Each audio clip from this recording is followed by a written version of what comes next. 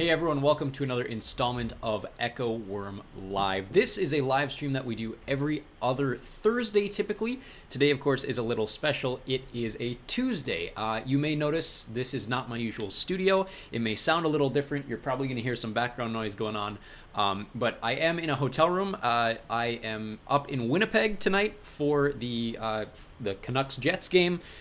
Winnipeg is technically the closest major city to where I live. And so anytime I get to see any of my favorite sports teams nearby, I do try to do so. So I didn't have time this upcoming Thursday, and so I decided to do it a few days early. Our next one will be 2 weeks from Thursday, so I believe that puts us at January 30th. We try to do these around 4 o'clock Eastern time. That way people across the Atlantic over in Europe and in the United Kingdom have time to join us before they end up going to sleep. And also in the United States, people are kind of at the end of their school/work day. So how these work is we basically go through all the questions you guys have asked on the channel or on Patreon or on Discord, but you're always welcome to drop any questions you might have in the live chat. Of course, if you're watching this after, thank you for joining us. You won't have access to the live chat, but you're always welcome to drop your questions in the comments, and we'll try to get to them the next time we do a live stream. So have about 4 pages of those pre-prepared questions, but you're always welcome to drop questions in the chat. Those can be anything really, but typically we try to keep things focused on the books that we cover on the channel, questions about what's coming up on the channel, the YouTube process, that sort of thing, or even we talked quite a bit last week. It was a lot of fun for me. We talked about my personal book that I'm writing that is available chapter by chapter on the channel. So if you guys have any questions like that, feel free to drop those in the chat at the moment. I see Flick Street Productions is there. Nice to see you there. Let's get started with a pre-prepared question here from Roblox Squad, who asks, would you ever consider reading the Trials of Apollo series by Rick Riordan for a YouTube audiobook? Yes. So the full version of the first book is coming out on Monday, I believe. All in full. It'll debut, I believe, 11 o'clock Eastern on Monday. But you can get all of those chapters, or at least up until, I believe we're at chapter 31 or 32 at the moment, over on this daily channel here. You are more than welcome to join us there. And I do believe, I just wanted to check something. I wanted to make sure that our other channel knows that we are going live at the moment. So give me a quick second to do that. Flick Street Productions, looks like you're the only one in the chat at the moment. So let me double check and send this over to our other channel just so we know what's going on here. Let's go create post and say, come join us for questions. Boom. So yeah, Trials of Apollo has been airing daily for the last month or so on this channel. What we do on this channel is every day at about 11 o'clock in the morning, a new chapter of the Rick Riordan series of any sort will come out. So we did all of the Percy Jackson books, then we did Kane Chronicles. Now we're currently working on Trials of Apollo. Right now on the main channel, we are on the first book. Of course, over on Patreon, we are already on the third book. So if you want to skip ahead about 2 months, you guys are more than welcome to join our Patreon. That is patreon.com/EchoWorm. You can find links in the description below if you'd like an easier access to get there. But of course, right now working on finishing up Trials of Apollo, the first book here on this channel. It should be live in full on Monday, and then of course on Tuesday we will move on to book 2. So yes, Trials of Apollo is coming. Currently working on it, currently actively working on it on this channel here. Flick Street Productions says, after reading The Radiation Effect Chapter 24, I'm worried for Valentine's Day as well as prom, spring break, and spring sports for the main 5 characters. I'll give you some relief about prom. So how prom works at their high school, it's big enough where freshmen and sophomores are only allowed at prom if they're asked by an older student. So prom probably won't show up in this novel, but it is a factor in future books going forward. But I'm glad you're talking about Valentine's Day as well as spring break and spring sports. We will see that coming up very, very soon. Xpogo Sam says, get in the Discord for it. Yes, we do have a Discord server where you can talk about anything on the channel, but specifically one of our more active chats is the one discussing the radiation effect. Xpogo Sam is a part of it. That guy 2.0 is part of it, and we've been having some good discussions about the radiation effect over there. Let's go to another question, a series of questions very similar. Srivatsa Tatapatri says, I just wanted to ask if you're planning to read Magnus Chase by any chance. I'm eagerly awaiting the next Q&A session. Spyro the Dragon says, is the Magnus Chase series coming too? And Joe asks, when Magnus Chase? So Magnus Chase will come as soon as we're done with Trials of Apollo. So we did all of Percy Jackson, we did the Kane Chronicles, now we're working on Trials of Apollo, and we will do the final of the major, or we already did Heroes of Olympus too, but of the 5 series of Rick Riordan, the last one that we're going to do is Magnus Chase. So as soon as we're done with the Tower of Nero, which is the 5th of the Trials of Apollo books, then we will move on to, I believe is it Sword of Summer is the first book? So that will be the first of the Magnus Chase books. Sometime this spring, hopefully we will get to that. Let's go to a question from Best Intense, who asks, will you do the Inheritance series? The answer is kind of yes. So I believe when you say the Inheritance series, you're referring to the Inheritance Cycle, which is the 4 books plus now some other material by Christopher Paolini, which most people know as Aragon. Aragon is the first book in what is called the Inheritance Cycle. And yes, we are currently... It is airing daily over on Patreon, so the first 2 chapters, or the prologue and the first chapter at least, should be available over on Patreon if you want to join. That'll be up on the channel, I believe, the end or the middle of February.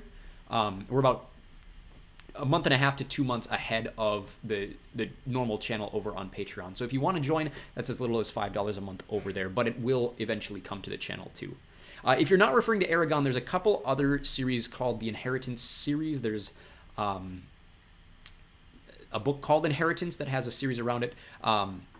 There is the Inheritance Games is another series that I can think of. Those are on my list. I know people have requested those too, but they're not nearly as far up as Aragon. So Aragon will be coming very, very shortly. Let's go to a question from Red Panda Express, who asks, for her 3 questions, so this is referring to a conversation that Piper has with her father. For the 3 questions that she asked her father, why didn't Piper ask who her mom was, even when she didn't know she was a demigod? The easy answer to that is her father doesn't know who her mother is too. In fact, as of the most recent books in the series, Piper's dad still doesn't know much about Greek mythology, or like the Greek world.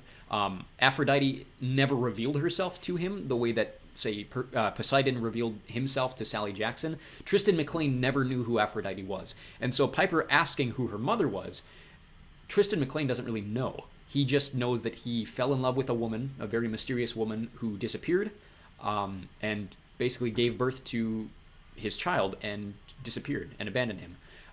And so if Piper were to ask that question, there really isn't an easy answer to come from her dad because he doesn't really know either. So, like you said, she could have asked him at some point, but he wouldn't have given a decent answer either. Flick Street Productions says, did you know that Owen Colfer's inspiration for High Fire was the mythical creepypasta called The Monster of Honey Island Swamp? I did not know that. That's interesting to know about. Pogo Sam says, I had never heard of Ember before. I believe you're referring to the City of Ember or the Books of Ember. Was it a popular book at the time that I just missed out on? Yes and no. So it was fairly popular. I'm trying to remember when City of Ember came out, the book. I want to say it was like 2003, 2004-ish. At the time, it was positively reviewed, but it was almost kind of seen as derivative of The Giver and the multiple books in the Giver series by Lois Lowry. It's by an author named Jeannie Dupro. I pronounce her name correctly on the audiobook. I looked it up, but I can't for the life of me remember how to pronounce it at the moment. But it was fairly popular. It wasn't nearly as popular as something like Harry Potter or even Aragon, but it was one of those books that when Harry Potter was really, really big, I'm talking like 5th book was out, 4th movie was coming out, 6th book was coming out, that sort of thing.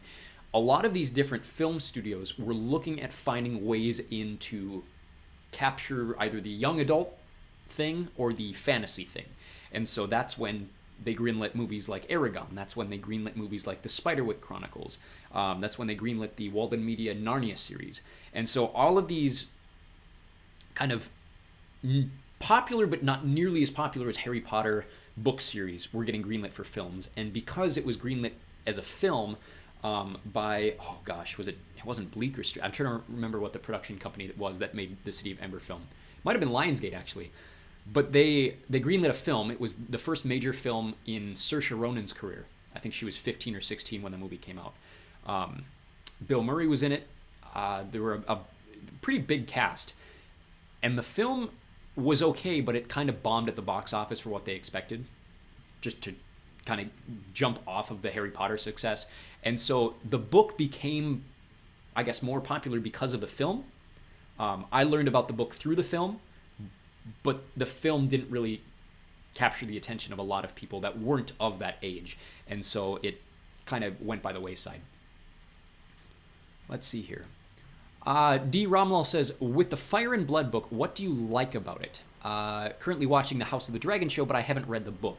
Well, so House of the Dragon, the TV show, the Game of Thrones prequel series, is based off of Fire and Blood, but it is based off of a very, very small section of Fire and Blood. So Fire and Blood is about 700 to 800 pages long, and it's a fictional history of the first half of the Targaryen. Sorry, I'm sitting on a stool. They don't have chairs at this hotel that I'm at, so I'm kind of wobbling back and forth.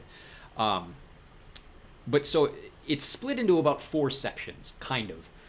So the first section is like Aegon the Conqueror, which is like the earliest of the Targaryen kings in Westeros.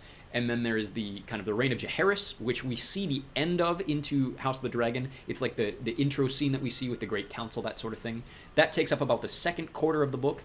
And then we get the third quarter of the book, which is the Dance of the Dragons. And so this is what we're seeing in the TV show. It's probably, to me, it's not the most interesting part of the book. The most interesting part of the book for me is the reign of Jaehaerys. But the reign of Jaehaerys is so long, and it's got a lot of different parts that don't really, they wouldn't be fun to watch on screen, if that makes any sense. Because Fire and Blood isn't really a narrative, it's more of like a fictional history book. And so they took what is the part of the book that is the most presentable. It's the most book-like part of the entire series. And they took that chunk, the third chunk, and they made it into House of the Dragon. And so I really liked House of the Dragon Season 1. I enjoyed Season 2 a lot more than most people did. I think it has some issues. I think they cut it off in the wrong spot. But I think there's a chance to redeem it with Season 3. Of course, people were saying the same thing about Game of Thrones way back in the day, so we'll see. I could absolutely be wrong. But my favorite part of Fire and Blood is the reign of Jaehaerys, which, like I said, we don't see on screen. I enjoy most of the book, period. I enjoy fictional history books, like the Silmarillion, that sort of thing. This is basically George R.R. Martin's Silmarillion. Xpogo Sam says, slightly before my time then, is it a series? First book seemed to leave it on a solid end that could either be left as or expanded upon. Yeah, I think there's 4 books, if I remember correctly, in the Books of Ember. So the second one is called The People of Sparks. I have some questions about it that were pre-prepared. We'll talk a little bit more about Books of Ember later on, but I believe there's 4 total books. The Prophet of Ironwood is one of them, and then there's a 4th book. The title is escaping me at the moment. Wasn't huge. It was not, especially after the first book sold really well, especially after the film. But the rest of the series, it kind of dwindles off. I never finished the series originally. Let's see here. Flick Street Productions, talking about the movie, which had Saoirse Ronan, Harry Treadway, Martin Landau, and Bill Murray. Yeah, Martin Landau was the other major actor in it that I was forgetting about. Pogo Sam says, are there any plans in further books of the radiation effect for Radley? We might need to add his picture to the wiki as well. Yeah, I may decide to add more. I think there's some interesting backstory. One thing we don't know about him necessarily, we don't know his last name, and we don't know who his dad is. We don't know what his dad does. But Radley is this character in the radiation effect who is kind of the nerdy, like, is into Emma, but isn't quite sure that he's into Emma kind of thing. His dad works at the embassy, but we don't know really anything further. He's just kind of a source of embarrassment for Emma the few times that he shows up in the series. And so we will see more eventually. Flick Street Productions asks about Radley, what is his father's title in Bilgerin's cabinet? I'm not going to reveal that yet, partly because I haven't really worked it out entirely myself. I don't actually know who his dad is at the moment. But we will see that emerge eventually. I will say at the moment, my intentions for his father or for his family is he's not as high up as he maybe thinks he is. So Radley presents himself as though his father and Emma's father are like side by side kind of thing. Like my dad works with your dad kind of thing, therefore we should be friends. That's really not the case. He is definitely not one of the ministers or the deputy ministers. But it may be true that he does work alongside Bill Guerin fairly consistently. Obviously, he was at Thanksgiving, and so his family is close enough to the Guerins where he feels like he has an in to that kind of scene.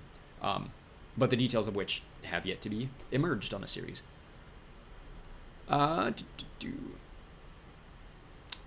D. Rumlal says, Season 1 was really good, but Season 2 is not as good, but not as bad as people make it out to be. I agree. I think, like I said, they cut it off in the wrong place. I think if they would have added the battle that is probably going to show up at the beginning of Season 3 to Season 2, then we may have felt a lot better about Season 2. Elias Quigg asks, Hotel, are you on a trip? I am. I mentioned at the start of the stream, I'm in Winnipeg right now. Winnipeg is the closest major city to where I live, and my favorite hockey team is the Vancouver Canucks. You can see my jersey sitting over there on the bed. They're playing the Jets tonight at 7 Central, so I'm going to finish up the live stream at about 6 o'clock Eastern time, go grab some food. My hotel is connected to the arena. It's really nice. If you've never been to Winnipeg, Winnipeg is one of those cities where, especially this time of year, it's negative 20 degrees outside right now. If you're in Fahrenheit, it's, I want to say negative 25 or negative 30 if it's Celsius.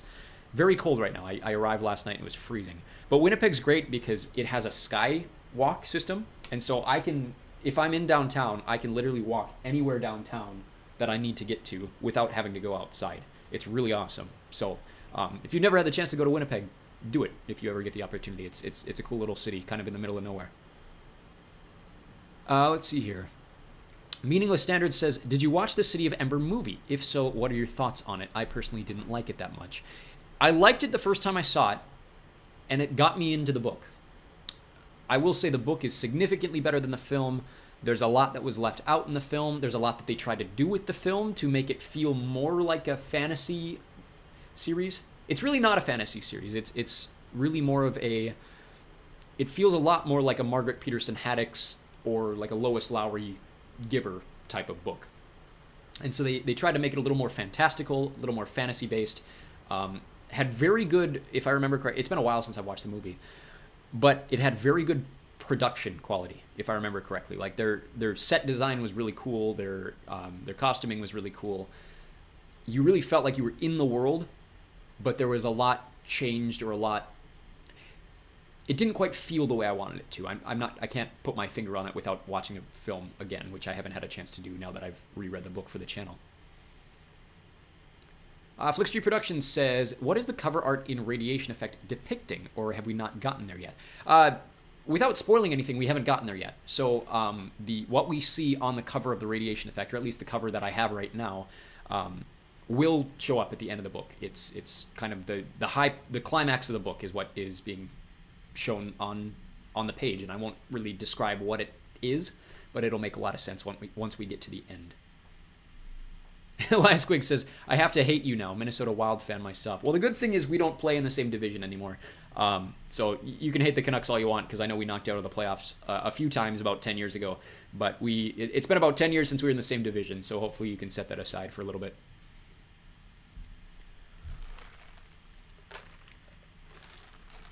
Let's go to a question from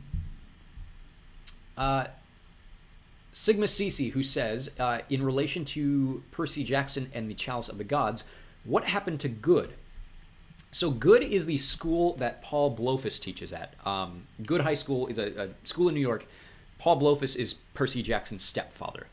He is an English teacher at Good High School, and Percy attends there, or at least we see him attempting to attend there at the start of Battle of the Labyrinth. That is, of course, where he re-meets up with Rachel Dare, and he attends it, kind of, for about a year. And you're asking what happens to Good, because by the time we get to Chalice of the Gods, or even Trials of Apollo, Percy is no longer attending Good. He's attending an alternative high school in Queens. The canon reason for why Percy Jackson doesn't attend Good anymore is he was expelled.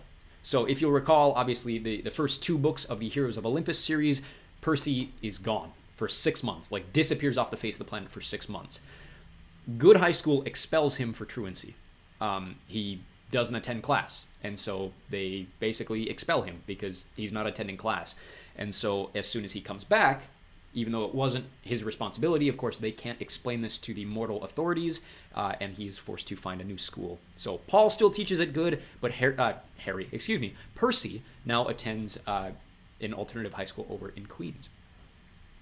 John and his chickens say, hey there, first time catching one of your live streams, but I've been listening to your books for a while now. Can't tell you how excited I am that you're reading Aragon. Well, thank you very much. I appreciate you not just being a listener of the channel, but making yourself known in the live streams. I always love to hear new listeners and new viewers and new people joining the chat. So if you have any other comments or questions, you are always more than welcome to ask them in the chat. And I too am really excited for you guys to get Aragon. I know it's something people have been asking for almost a year on the channel, so I'm glad to finally be able to get there. Flickstreet Production says, is the white building in the cover art the IREA building in which Truman High School is? I always thought so. If you can't say it, that's fine. I will not say whether or not you're right, but I will say, or I'll give you an explanation whether or not you're right. Truman High School is 3 stories high. And what we see in the cover art is a building that is a lot taller than 3 stories high. So I believe that answers your question. I'm not saying Truman High School will be intact by the end of this book or the end of the series. That is yet to be decided. But yeah, Truman High School is just kind of a standard high school. It's only about 3 floors high. 4 floors, actually, because it's got a basement. Let's go to a question from Moraine Clan, who says, what happened with Percy's Curse of Achilles? I do apologize. I've almost said Harry twice now. My reason being I've been listening to a lot of Harry Potter analysis recently, and for some reason I have Harry Potter in my head. So this is another Percy Jackson question. And the question is, what happened to his Curse of Achilles? So you recall in the 5th book, he and Nico go to the underworld, and Percy bathes in the river Styx. And he basically becomes not immortal, but what's the word I'm looking for? He's immune to danger, essentially, unless he gets stabbed in a very specific spot. So the question is, what happened to it? Because by the time we get to the new Percy Jackson books, that no longer exists. So if you have skipped Heroes of Olympus, you'll not understand what's going on, because there are 5 books in between the 5th Percy Jackson book and the 6th Percy Jackson book. And that's what I think a lot of people don't understand or seem to skip out on. There's a lot of material in between that you should probably read. Invulnerable is probably the best word that I was looking for. There's still another one. Anyways, not important. But Percy loses his Curse of Achilles when he goes to Camp Jupiter. In order to get to Camp Jupiter, he has to cross the Little Tiber River in California. And what the Little Tiber does is wash away all like magical protections, magical curses, magical cures, that sort of thing. And so as he is crossing it, then in order to gain access to Camp Jupiter, he has to give up the protection, the vulnerability returns to him because of the fact that he crosses over this river. And so that happens in Son of Neptune. It's the 2nd book of the Heroes of Olympus series. If you've never read it, you are missing quite... impervious is probably the word I was looking for. Impervious to danger. But he no longer has that as of book 2 of Heroes of Olympus. So then now later on he remains vulnerable. Let's see here. Elias Quigg says, I love the part in Wrath of the Triple Goddess where Paul mentions that Chiron is subbing for his class because he has jury duty. Yeah, that's a cute little nod. So Paul, like I said, Paul still teaches it good, and occasionally Chiron will show up, but Percy no longer attends. Let's go to a question from Rue Walensky, who says, do you read these books slowly and then speed it up in post-production? No. You'll probably be able to tell by this live stream that I talk and read fairly fast compared to most people. It helps me get through material faster, which is nice. But no, that's my natural cadence in all of the audiobooks. So if it's too fast for you, YouTube does have a playback option where you can slow it down to 75 or 95%, that sort of thing. But I do tend to talk fairly fast.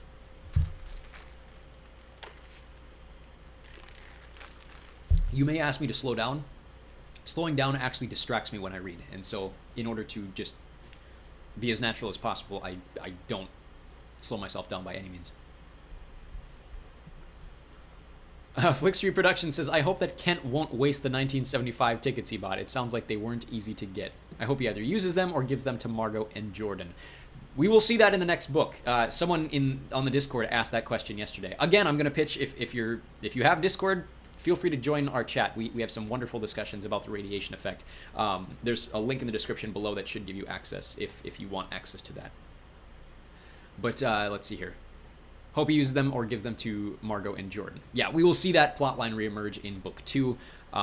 It definitely isn't something that I've consciously forgotten about. It was fairly impactful when it happened for both him and Liz, and of course now with things the way they are in the radiation effect, yeah, we'll see it reemerge soon. Let's see here. Elias Quigg says, also, I believe that Percy was expelled for his absence during the Hera brain debacle, not due to what happened during his orientation. Yes. Yeah, he was expelled for truancy. Paul managed to cover up what happened in book 4. So by the time book 5 happens, he is prepared to go to good again. And then with Hera, he disappears for 6 months, isn't able to go to school, and then gets expelled. Meaningless Standards asks, I've been wondering, can effects affect their carriers mentally in a noticeable way? What do you mean by that specifically? So for example, yes, the big one that I can think of is Jordan. So Jordan's effect is that he can see everything all the time. He basically, he can feel the vibrations in the world and basically see things. If you're familiar with Avatar: The Last Airbender, he can basically see the world the way Toph does. And so he sees everything happening all the time around him. If he were sitting in this hotel room with me, he would be able to see everything happening in all of the rooms above him, to the side of him, below him, that sort of thing. And that is maybe a blessing in certain situations, but oftentimes could be a curse because he sees things that he doesn't want to see or doesn't expect to see. So does that affect him mentally? Yes, absolutely. If there's anything specific with that you were asking about, feel free to clarify. But in terms of, does it affect their mental states? Yes, absolutely.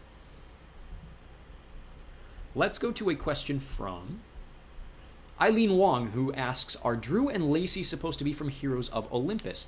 They mentioned that they go to summer camp together, and Drew says, oh my gods, like the other Half-Bloods do. Did I listen to that entire chapter wrong? Yeah, so you asked this question on one of the Kane Chronicles books, and I can't remember if it's book 2 or book 3. But at the start of one of these books, in the Kane Chronicles, 2 characters show up named Drew and Lacey, and basically are bullies at this party that Sadie attends. And you have made the connection correctly that Drew and Lacey are characters from Heroes of Olympus. So the Drew that appears in this series is the same Drew that at the start of Heroes of Olympus is the camp counselor at Camp Half-Blood, who bullies Piper. And so you, like you said, correctly made the assumption that these characters are crossover characters. And so Greek demigods are going to the same mortal school that Egyptian magicians are going to. And so, yes, in fact, they are the same.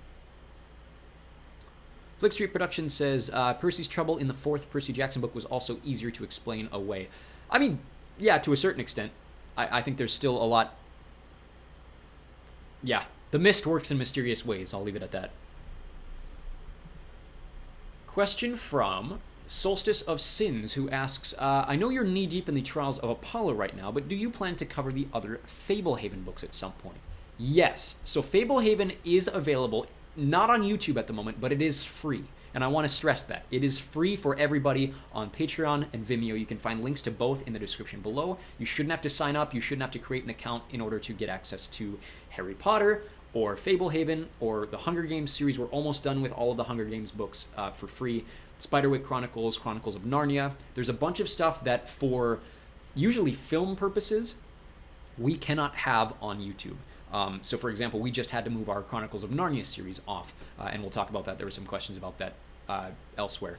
But typically when a major film studio is about to release content having to do with a book series, they get very, very protective of what people are using with that material on YouTube specifically, because YouTube is the biggest of these platforms. And so we lost our original channel because of Harry Potter, which is why we are no longer monetized. It's all of the content that we brought back here is seen by YouTube's automatic censors as being repeat uploads, and so we can't be monetized. But all of our content that can't be here, we moved over for free still, but to a separate site that is less likely to get tagged for copyright purposes. They have different copyright restrictions over there, regardless of fair use, which is what all of these works fall under, because this is my performance of another person's material. All of it is subject to YouTube's automatic processors, which don't favor me as the creator. They favor the people who own the copyright holds. And so even if I could legally fight it in court, YouTube isn't going to do anything until I get the rights from the court that says I can do this, like, which could take me 6 months to a year and a lot of money, and regardless. So we could still lose the channel is what I'm trying to get at. And so we moved all of those that material over. You can find Fablehaven there. To answer your question, yes, we will be doing all 5 Fablehaven books. Eventually, we might do the sequel series to Fablehaven, which the name is escaping me at the moment. But you can find the first book, and we'll be able to find all of the other ones over on Patreon and Vimeo. Let's see here. Elias Quigg asks, have you read The Postman? I have not read The Postman. Who is it by? And I might be able to add it to my list, do some research on it, and add it.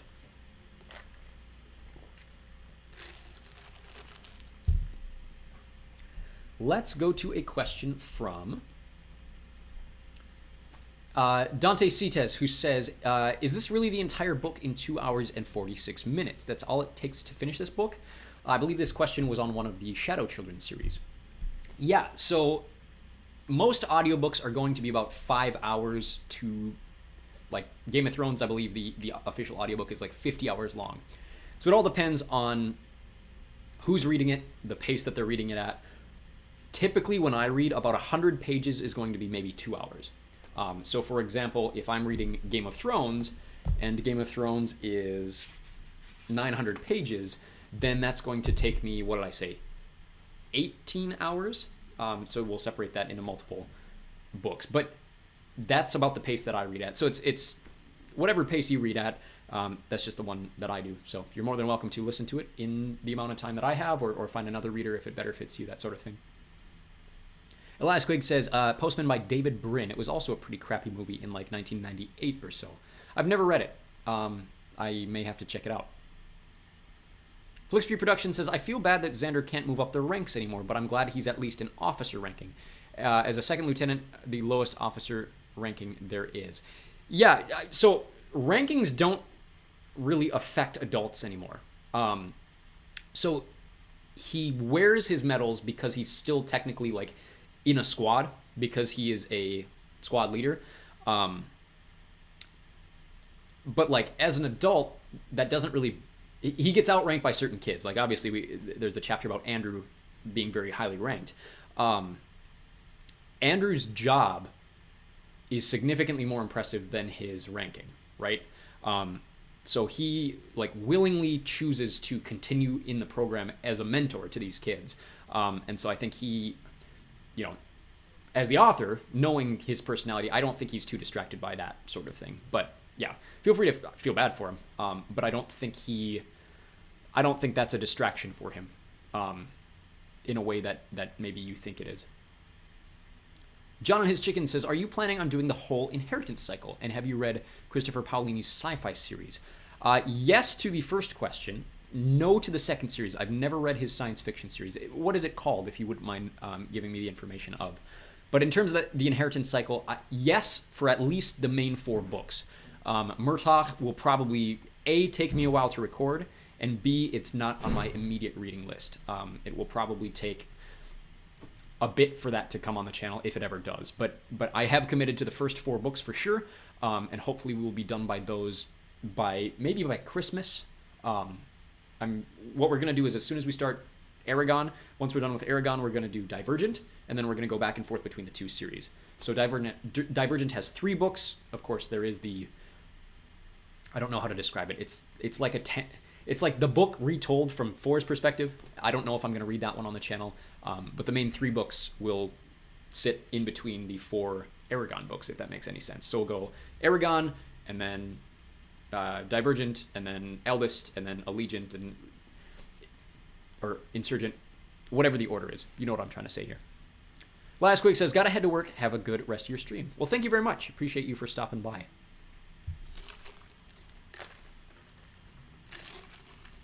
Before anyone makes note of it, yes, there is a Starbucks in the basement of the hotel that I'm at. So I mentioned earlier, Winnipeg is fantastic. I can get anywhere downtown without having to go outside.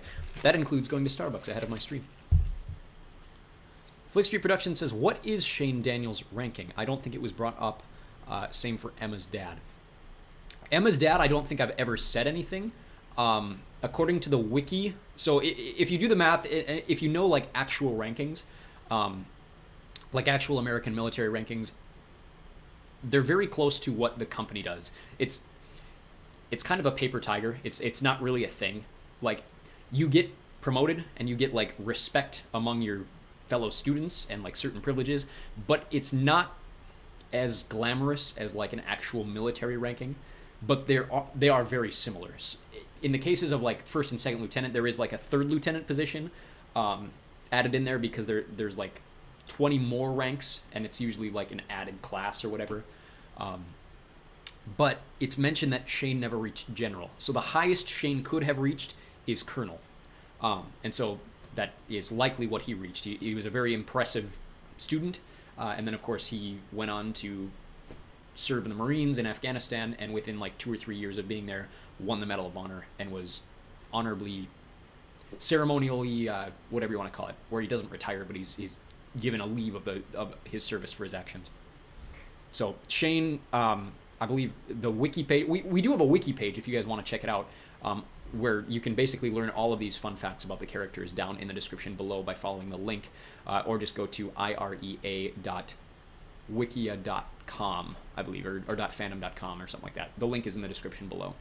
But Shane was at most a colonel. It's very likely that he was a colonel.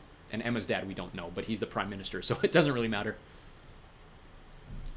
Let's see here. John and his chicken says, to sleep in a sea of stars and Fractal Noise are the two he has out currently. I believe he's planning 7 total and calling the series the Fractalverse. I am unfamiliar with it. I'll have to check it out. Flick Street Production says, I base their rankings off the actual rankings of the U.S. military rankings for soldiers and officers. Yeah, like I said, it's basically the same thing. I want to say the U.S. military has like 35 to 40 positions. If you're going by like Army and Marines rankings. And so in the case of the IRA, I think there's 60. And so what is added is like, if instead of just private first and second class, they add like a third class underneath that. And so that kind of fills it out a little more. So by the time you get to third lieutenant, which is a fictional position for the sake of the series, or second lieutenant, you're already up to about that 40 mark. And then you have the 20 above, reaching up to the 5 stars of general. I believe Andrew is a 2-star general. Let's go to a question from Dabby with Abs, who says, can you maybe put some timestamps for the chapters? I have all of the chapters for major books in the descriptions. If you go below into the descriptions of each video, you should be able to find all of the different chapters. The exceptions would be on something like Among the Enemy, where it's a 200-page book with 40 chapters, and so each chapter is like 4 pages long, and I didn't want to put all of the different chapter numbers. I think that's a little redundant, but you guys are more than welcome to if you want to in the comments. But they should be in the description. If for whatever reason they don't show up in the video as timestamps, I don't know what to do about that. I think that's on YouTube's end, because the way that I formatted it in the comments should be what builds the timestamps into the videos. If you guys know better, or know ways to get timestamps into the videos better than how I have them, or if they're not showing up, let me know in the comments, because I have done everything that I think I can on my end to put the timestamps there, but I know some videos still don't have them. Give me 1 second. I just want to double check that there's something going on real quick, and I want to make sure it's not interrupting our stream, so give me 30 seconds.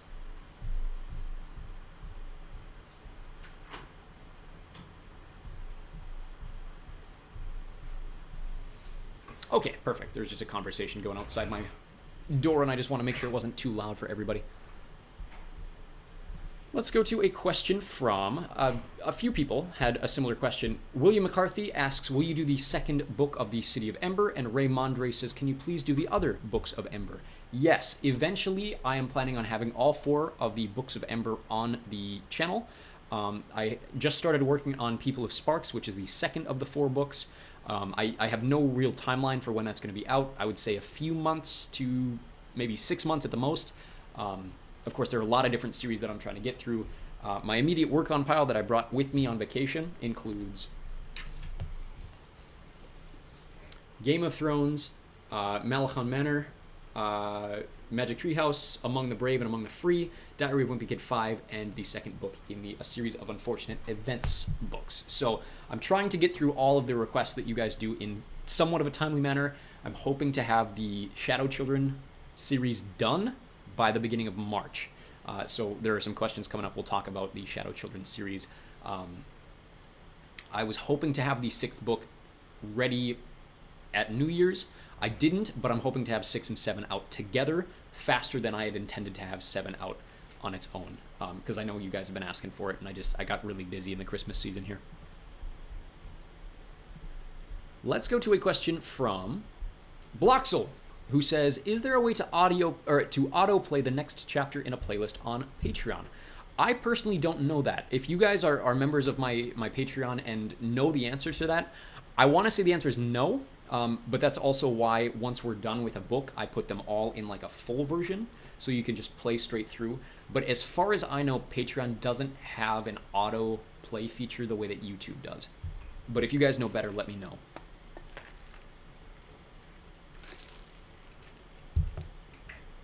Flick Street Productions says, I hope that Xander helps the gang ensure that they have at least a fun spring break.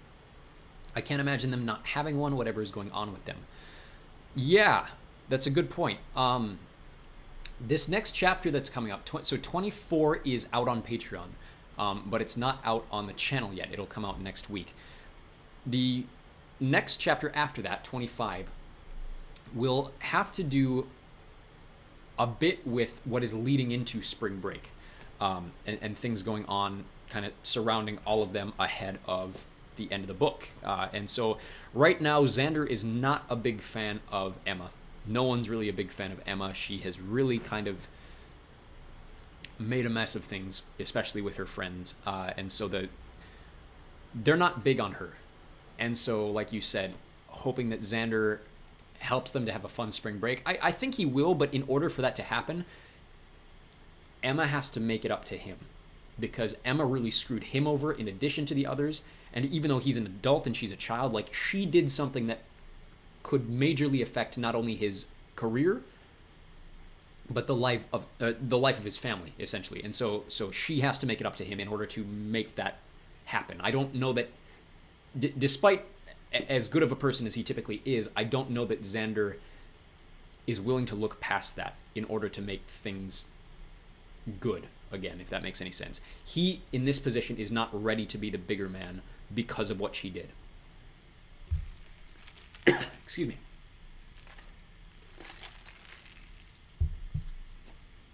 Let's go to a question from... First, I wanted to say, I'm always happy to answer questions about the radiation effect, so if you guys still have them, feel free to keep asking them in the chat. Emma Kincaid says, are you actually the one reading these books? I am. If it wasn't obvious by my voice here in this live stream, every voice you hear on the channel, except for a Patrick Fabian cameo, I believe in book 5 of the Heroes of Olympus, every voice on the...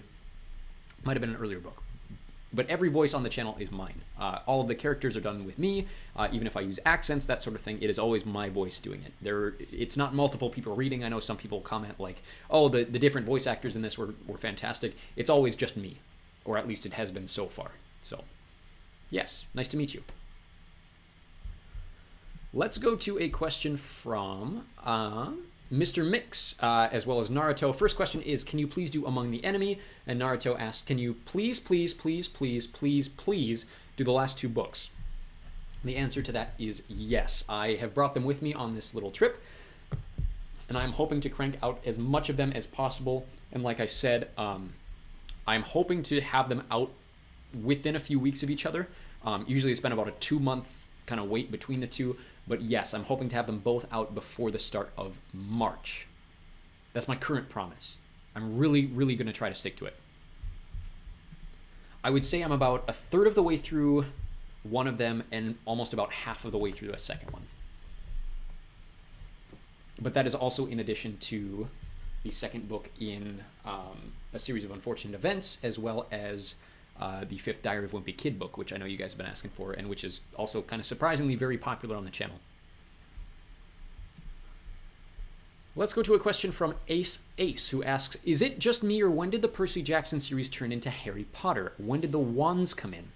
So I believe this question was asked on a Kane Chronicles book, which, while they have the same author, I do want to specify the Kane Chronicles is not part of the Percy Jackson series.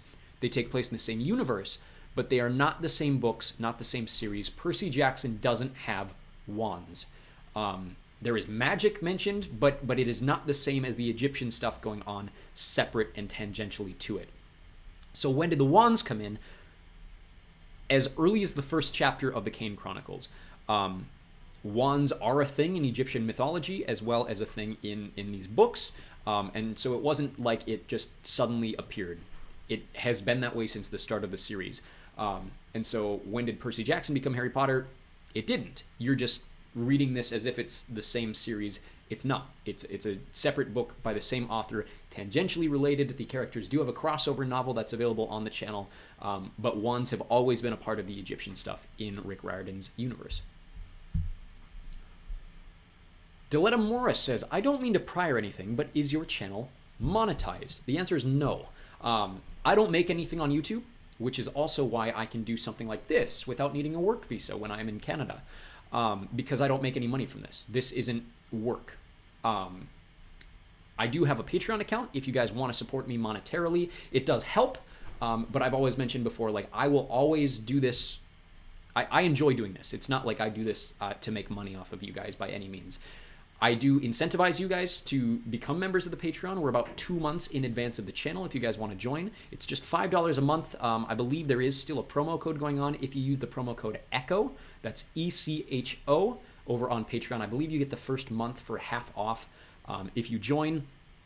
Like I said, 2 months in advance of the channel. That means instead of right now being on Mockingjay and the first book in the Trials of Apollo, you get to skip ahead all the way to the third book in Trials of Apollo, as well as get all of the Hunger Games series, get Dune Messiah, which is not yet on the channel either, and now we're on Aragon 2. So skip ahead of the channel, $5 a month over on Patreon. But the YouTube channel is not monetized. It used to be about a year ago, and then we had our misfortune with the Harry Potter team, and of course now we had to move all of that material over on Patreon and Vimeo, still free. But of course, we lost our original channel, and we are no longer allowed to be monetized, or not able to be monetized, given some different automatic parameters on YouTube. So, Flick Street Productions asks or says, I remember saying that Chapter 8 ends the setup portion of the radiation effect and begins Part 2, where the meat of the plot kicks in. Which chapter will signal Part 3, if there is one that does so? In my opinion, it's already started. To me, Section 3 happens basically as soon as the mission is over. I guess there are two other major... If you're talking like thirds, then the major change into the third act happens at either the upcoming Chapter 25 or at Chapter 21, when they get back to Tylersville. I meant to say you saying it. Yes. So... The middle part of the story really ends with the mission. And then we're kind of thrust into kind of this no man's land between Acts 2 and 3. The real meat of Act 3 will, if it hasn't started already, will start in Chapter 25. That is when Emma is trying to figure out how to get people back on her side. It's when she starts trying to search for her redemption arc. It's when something happens in her redemption arc that signals, here's how we're going to get to the end of the book. This is what's going to happen, that sort of thing. But apart from Chapter 25 or apart from Chapter 16, you could also see Chapter 21. I believe that's a Kent chapter or Chapter 22, whichever the Kent chapter is when they get back to Tylersville. That's when we're moving into the third act here. Question from Aaron's Moon and Stars, who asks, can you please post these on Spotify? It would change my life. So the answer to that is a bit more than YouTube, quite a resounding no. Not for lack of me wanting to. I would love to have this available to you guys as an audio format on like Spotify or Apple Playlist. The difference between Spotify and YouTube is Spotify, especially when it comes to music or anything audio, you specifically have to have license rights for the material that you're covering. YouTube is not. YouTube, you can use fair use, which is what we use here, because it's a vocal performance from myself. But on Spotify, because of the fact that not only is it just my performance of these materials, you have to specify what material you are using if you are covering any of it. So we are available on Spotify, but it's not our audiobooks. We have a podcast available over on Spotify and Apple Podcasts. You can search for it by looking for Echo Wirm or the Echo Chamber. And it's similar, but it's different, because what we do is we've gone through the first book in the Harry Potter series, analyzing it, going through it, and basically what it means, but we're not reading through it, if that makes any sense. If you do want a downloadable version, because I believe you mentioned something in a separate comment about wanting to be able to do things with your phone closed. And I know some people aren't able to play YouTube videos with their phone closed or moving out of the app, that sort of thing. If you become a patron on Patreon, I do have the option to get downloadable content available through a Google Drive. So like I said, $5 a month or more, you can join Patreon, skip ahead of everything by about 2 months, and then by request, you can be a part of that Google Drive. I have all of the Hunger Games books, all the Harry Potter books, all the Percy Jackson books. All of that is available just at my minimum tier over on Patreon, and by request, you can ask for that. So Flick Street Productions says, any opinions on the Fantastic Beasts film series? A lot. Yeah, I'm not a fan. I mindlessly enjoyed the first one, if that makes any sense. I thought the biggest mistake that film made was involving Gellert Grindelwald in the final, or the finale, the final plot. As soon as Graves turns into Grindelwald, the series kind of goes off the rails, because all of a sudden it no longer becomes this story about Newt Scamander and his friends. The protagonist changes into Dumbledore, especially when Dumbledore is involved in the second and third films. But you still have the whimsy and the side plots of Newt Scamander and his friends in it, and so it doesn't make a lot of sense. They have the wrong main character. It becomes a series that is way too big for what the source material provides, or even provides. I don't really know how to explain my thoughts on it. Wasn't very well made, wasn't very well written, in my opinion, and really, really suffered from a lot of production issues, especially with Johnny Depp, with Ezra Miller. And then, of course, the series got canceled after 3 films without getting to the major finale that fans want to see on screen, the big fight between Dumbledore and Grindelwald. So, I don't think any of the films are as good as any of the Harry Potter films. I think some of them, specifically the first one, is fine in its own right, but then there's a lot changed about the lore of the series for the worse, in my opinion, in the Fantastic Beasts films. Amy Wall asks, can you read The Sun and the Star by Rick Riordan? Yes. So I mentioned that after we're done with Trials of Apollo, we will move to Magnus Chase. But one kind of like excuse in that is we are going to fit Sun and the Star immediately after Trials of Apollo. And what I mean by that is we won't be doing 1 chapter a day for Sun and the Star. It will come out in whole as soon as we're done with the Tower of Nero. So we'll get done with chapter a day for all of these Trials of Apollo books, and then we get done with the last day, and boom, Sun and the Star, and then we start doing daily chapters for Magnus Chase. Flick Street Productions says, I didn't know that the Radiation Effect chapter titled Roses and Revelations was inspired by Black Holes and Revelations by Muse. Yes, I'm a major Muse fan.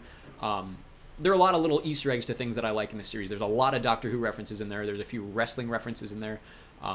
But Roses and Revelations, the Chapter 5 title, was inspired by that album. AJ Girl's in the chat. AJ Girl says hi. Nice to see you, AJ Girl. Let's go to a question from A few different people. Baby Acorn says, I believe you had readings of the Chronicles of Narnia. Were those taken down? Antra Chauhan says, what happened to the Chronicles of Narnia series? And Vortex Envy says, what happened to your Narnia audiobooks? I can't find them anymore. So I kind of just explained this a few minutes ago. But one thing that is happening to a lot of YouTube creators, people that cover a lot of this material that are book related but then become films, is their content gets pretty heavily stricken for copyright as soon as a film goes into production. So for example, Fablehaven, a fantastic book series, is finally now getting a film, and creators are seeing their material about Fablehaven getting copyright struck for the first time in years. It's never happened before, but now that they're making a film, the film production companies are getting very, very tight about protecting that material. And so Fablehaven we had to take off. Chronicles of Narnia is getting a new series directed by Greta Gerwig, so we had to take those off. Spiderwick Chronicles, that sort of thing with the TV show. And so certain properties are very, very hard to maintain the fair use copyright clause on YouTube because of the fact that the films are coming out and the studios are going after creators.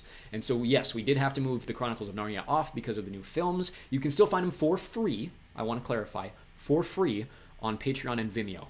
In the description below, you should be able to find our pages using the links there. Morgan G is in the chat saying hi. AJ Girl asks, do you read fanfics from subscribers?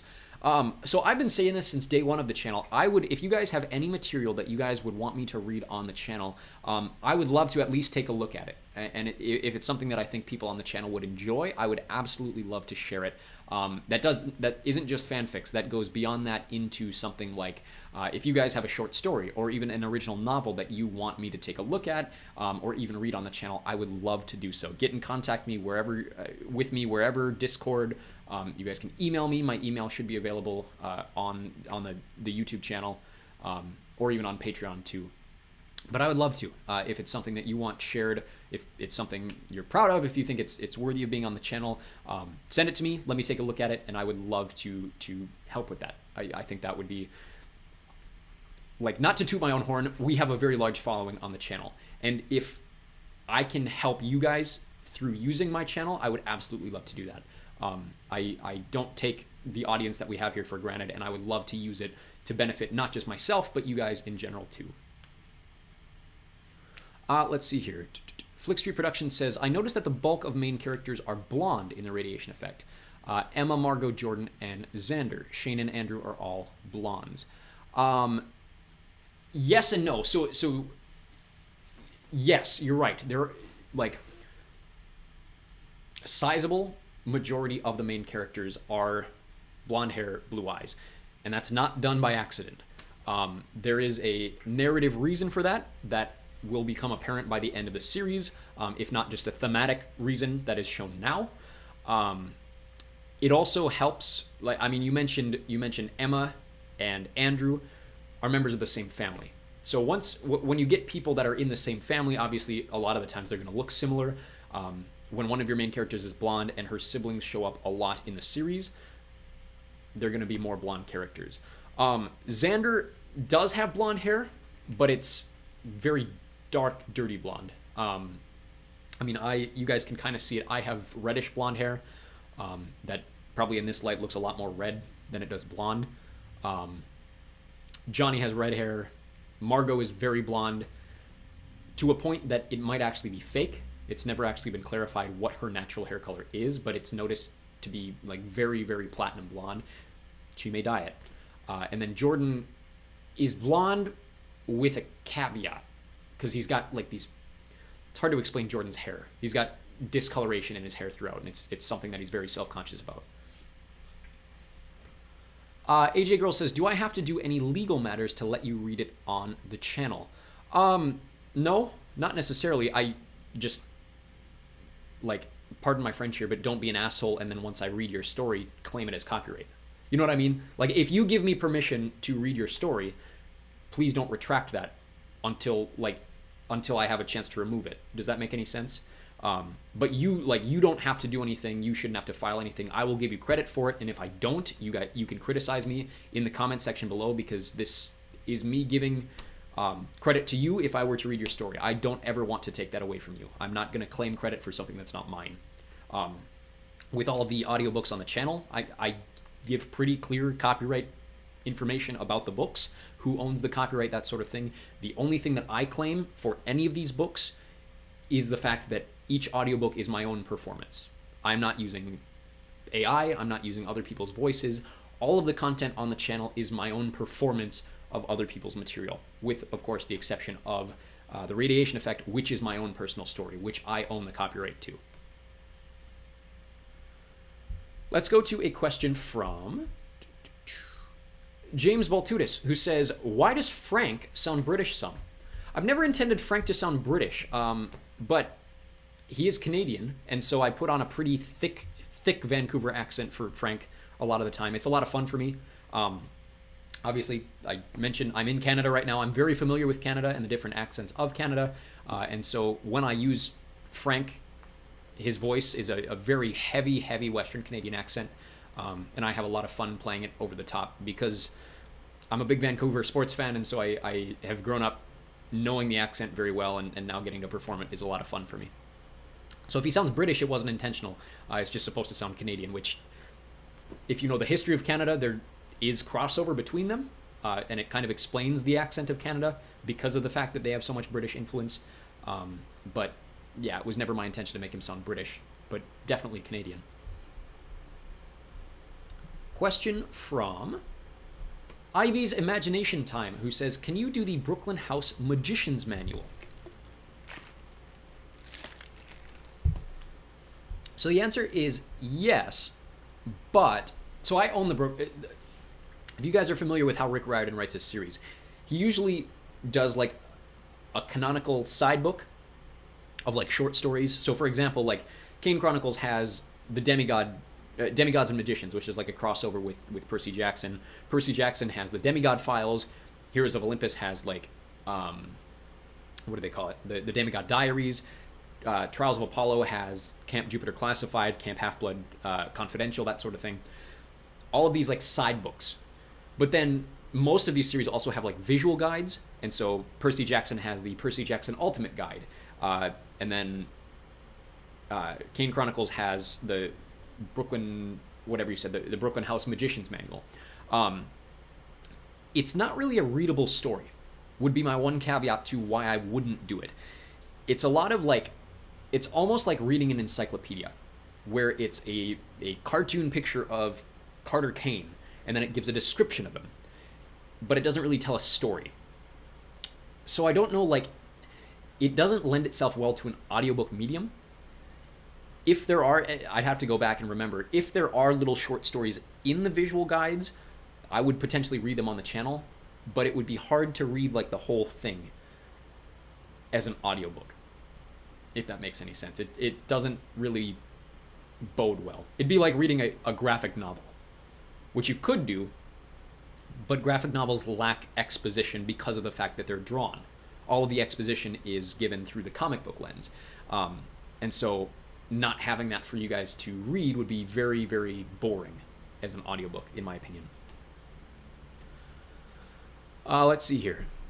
Excuse me. More. AJ Girl says, I would love for you to read it because it's a fanfic about Percy Jackson, and I love your voices from Percy Jackson. Well, I'd love to do so. So feel free to reach out. Like I said, you can find me on my email is just echoworm@gmail.com, or you can reach out on Discord or Patreon, and I'd love to talk to you further about that. Morgan G says, do you have a favorite character to voice?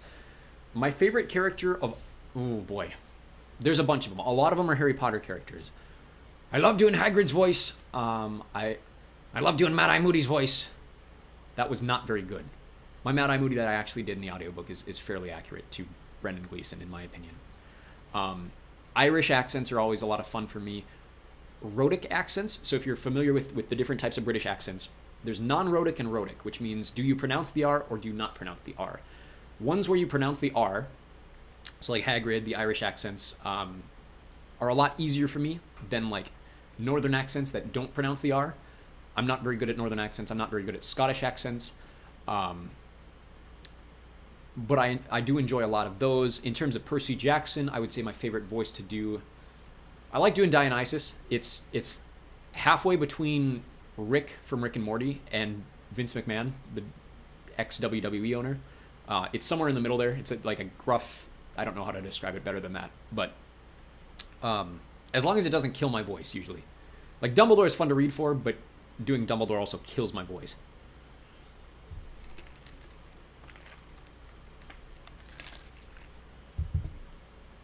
Flick Street Productions says, the main gang, including Liz, remind me of the Planters from Captain Planet, except only 2 of them are from outside the US.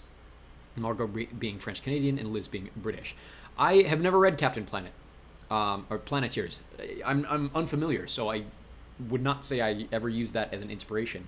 But I may have to look into that to see what you really mean by that. I have a few more pre-prepared questions, so feel free to keep asking questions in the chat. Like I said, I can probably go as long as about 6 o'clock Eastern, which is in about 50 minutes or so. Small Menace says, would you ever be open to reading the book series A Court of Thorns and Roses? Yes. My one caveat with it is I've never read it.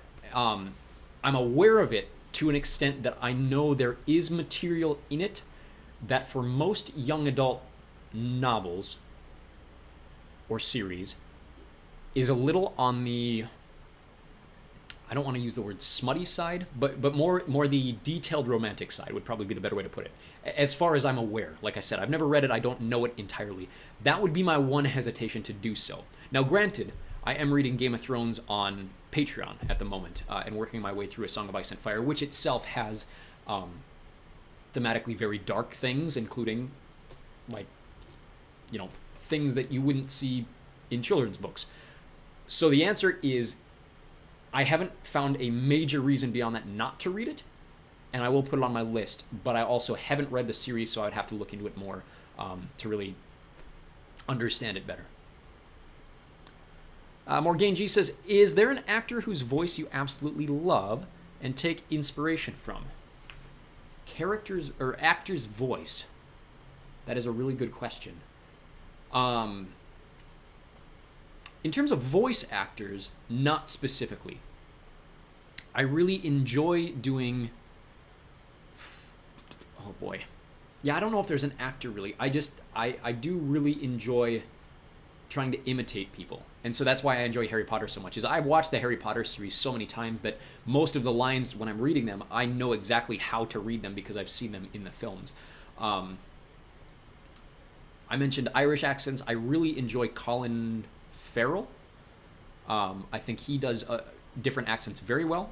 As a native Irishman, he flips to the English accent very easily. He's got a pretty convincing American accent when he uses it too. And so for me, it's watching actors go out of their normal accents in order to create new characters.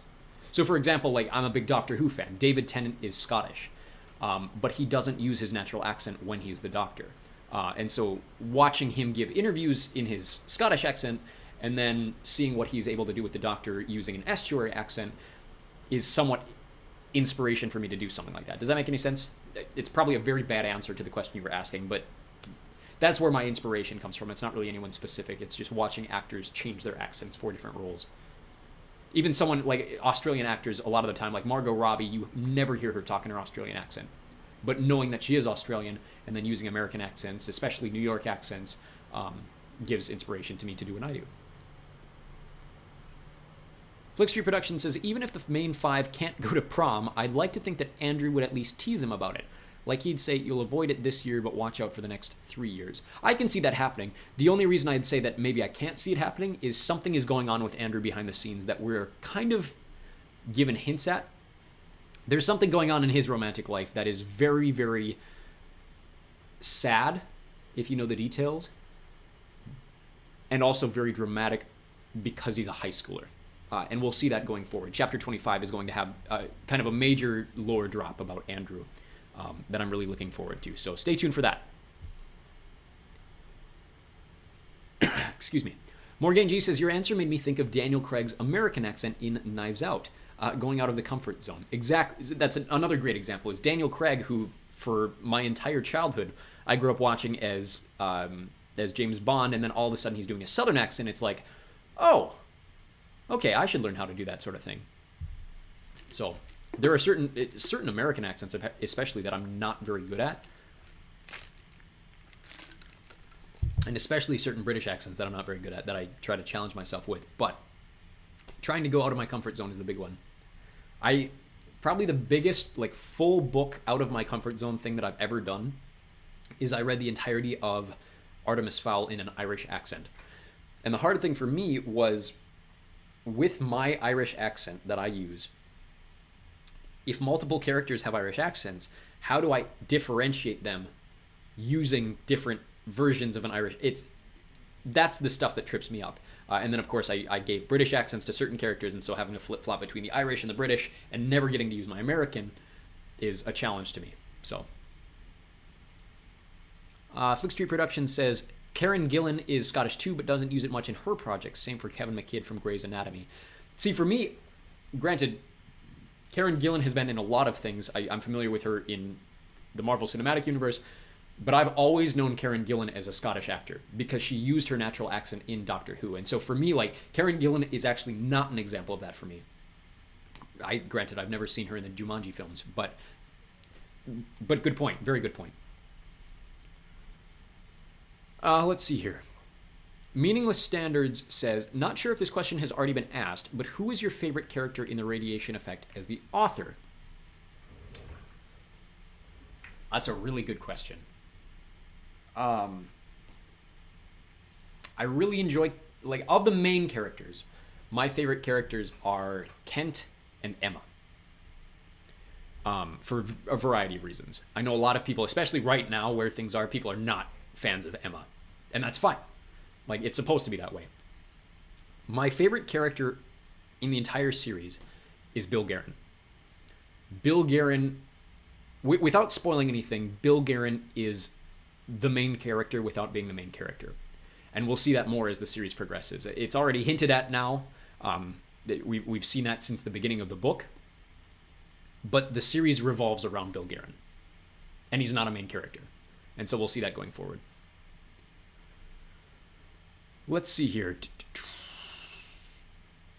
AJ Girl says, what are your processes for writing? This is my first time writing a decently large story, and I would like some tips and tricks.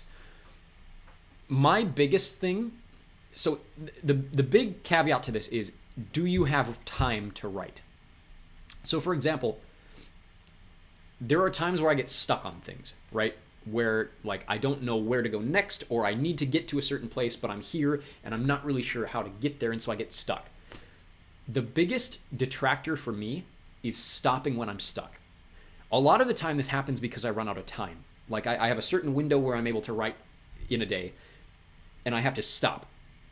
And once I stop writing, if I'm not done with a chapter, it feels like I lose the momentum, and I also lose the inspiration to continue where I was, and it kind of ruins the pacing for me. So my biggest thing to you is, if you have time to write, don't stop. And if you get stuck, don't stop either.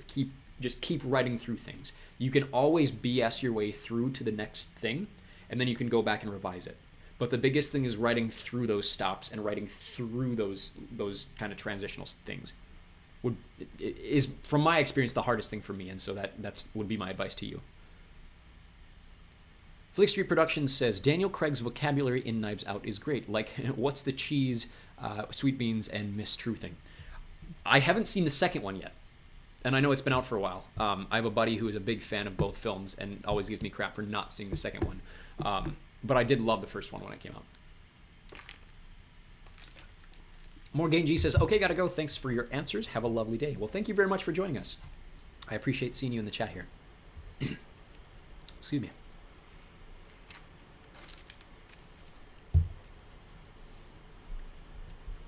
Let's go to a question. I have a few more pre-prepared questions, not a ton.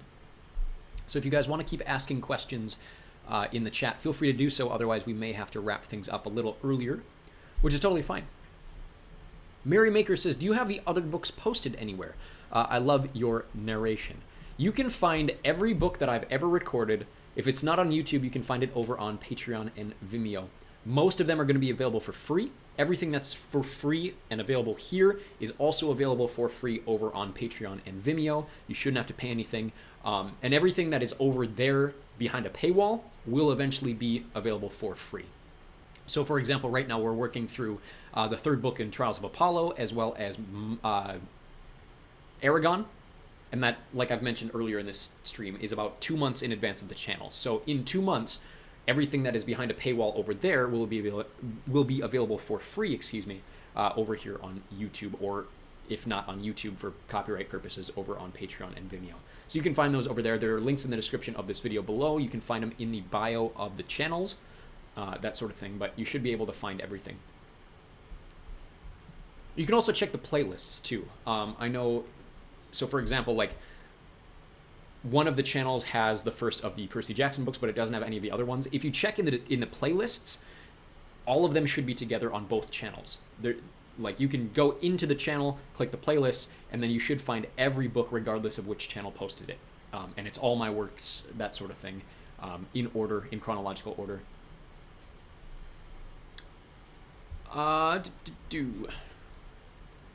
Flick Street Production says, when do you come home from Canada? Did you fly there? Is your family with you? No, I came up by myself. This is kind of a little getaway. I mentioned on Discord, we had a bit of a rough Christmas, just for personal and professional reasons, in just my daily life. And so I found 2 days where I really didn't have to do anything, yesterday or through tomorrow.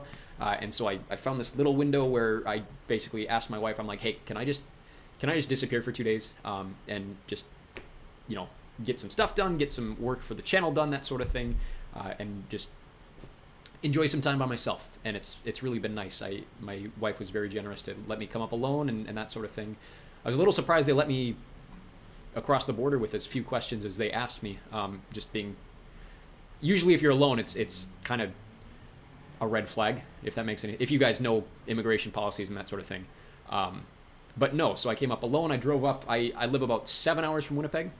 And so I drove up through Minnesota and North Dakota yesterday, and am here for the game tonight, which starts at 7 o'clock Central, just in a few hours from now. And I come home tomorrow afternoon. So I came in last night. I'll leave tomorrow. It's a little 2-day trip. Let's see here. Kyle says, this may have been asked a million times before, but what is your favorite book for each of Rick's series? That's a really good question. So usually, rule of thumb for me is my favorite book is almost always the penultimate book in a series, which penultimate means second to last. So for Harry Potter, it's the 6th book. For both Percy Jackson and Heroes of Olympus, it's the 4th book. For Kane Chronicles, it's the 2nd book. For Hunger Games, it's the 2nd book. It always seems to be the case. And the reason I think that is psychologically for me is I always enjoy hitting the top of the arc of a series, or the highest point of the setup before the falling action. And most series to me just like don't quite stick the landing in a way that is very memorable to me. I don't know. It's just a me thing. And so for me, my favorite Percy Jackson book is Battle of the Labyrinth. My favorite Heroes of Olympus book is House of Hades. I do really love Mark of Athena, but I think now rereading the series for the channel, House of Hades takes the cake. For Trials of Apollo, it's the 3rd book. I've really enjoyed the 3rd book. It, I think, has a lot more to offer than the 4th book, or even the rest of the series. Trials of Apollo is a bit of a different beast. I honestly couldn't tell you on Magnus Chase. It's been so long since I read them. I want to say it's probably the 2nd one as well. But for Kane Chronicles, I think it's definitively, for me, the 2nd book. Flick Street Productions says, I hope that Kent will be allowed to try out for soccer if Truman High School has it. I feel bad that his leg injury stops him from trying out for Nation Ball, especially if Truman High has soccer. Yeah. The big thing is Kent still has a broken leg, so it's not going to be through the rest of the year. The other thing for Kent is he hates sports. Like, he thought about doing Nation Ball, but psychologically, I think it was more he wanted to fit in kind of thing, and he wanted to show off, and he felt like he could show off in Nation Ball. So I would say, if he were to try for a sport, it would be Nation Ball next fall. But they have a spring soccer season, or a spring football season, and his leg is very much not in playing condition at the moment because it was snapped in half on the last mission. So yeah, apart from that, we will see a kind of an activities arc for Kent going forward. It may not be what you expect. Half-Blood Hero says, will you ever read the Magnus Chase series? Yeah, I've mentioned it a few times on the stream if you want to go back to some earlier questions, but we will do Magnus Chase as soon as we're done with Trials of Apollo. It will be the last of the Rick Riordan series that we read on the channel.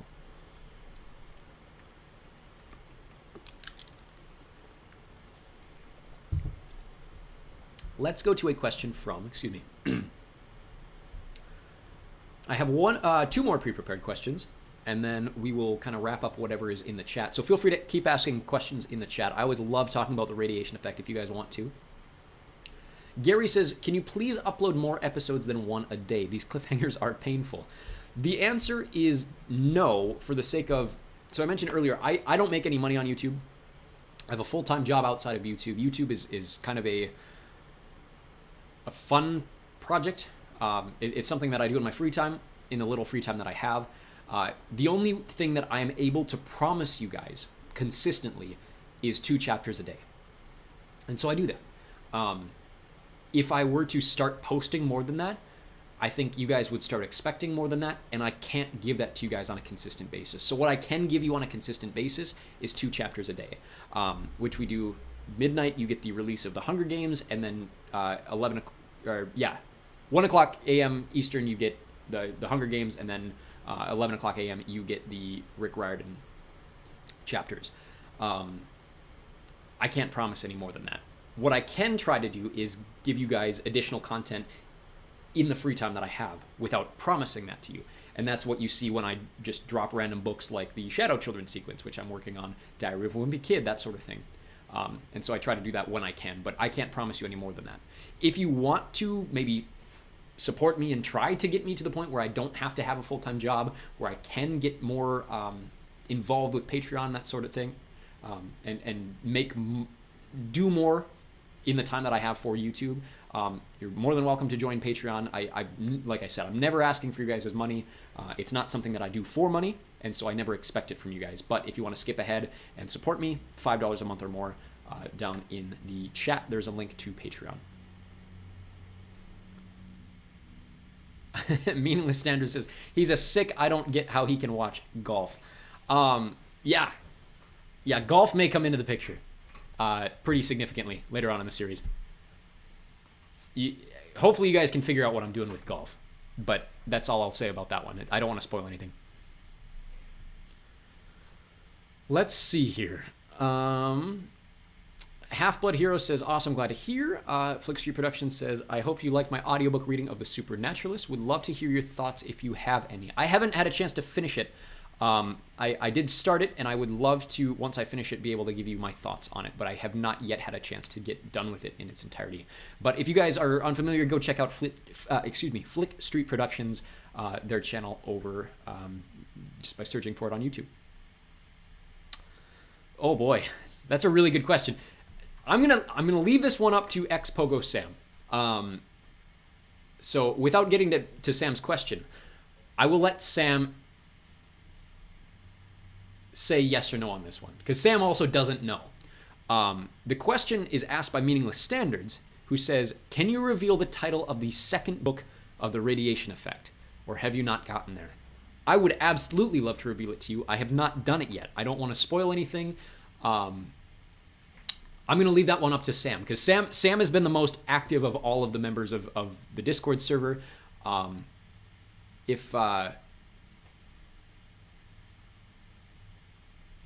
Sorry, I got distracted by something in the chat here. Yeah, Sam has been very active on the Discord server. If you guys want to join the Discord server, I've mentioned it a bunch of times on this. You guys can drop it in the description below. Sorry,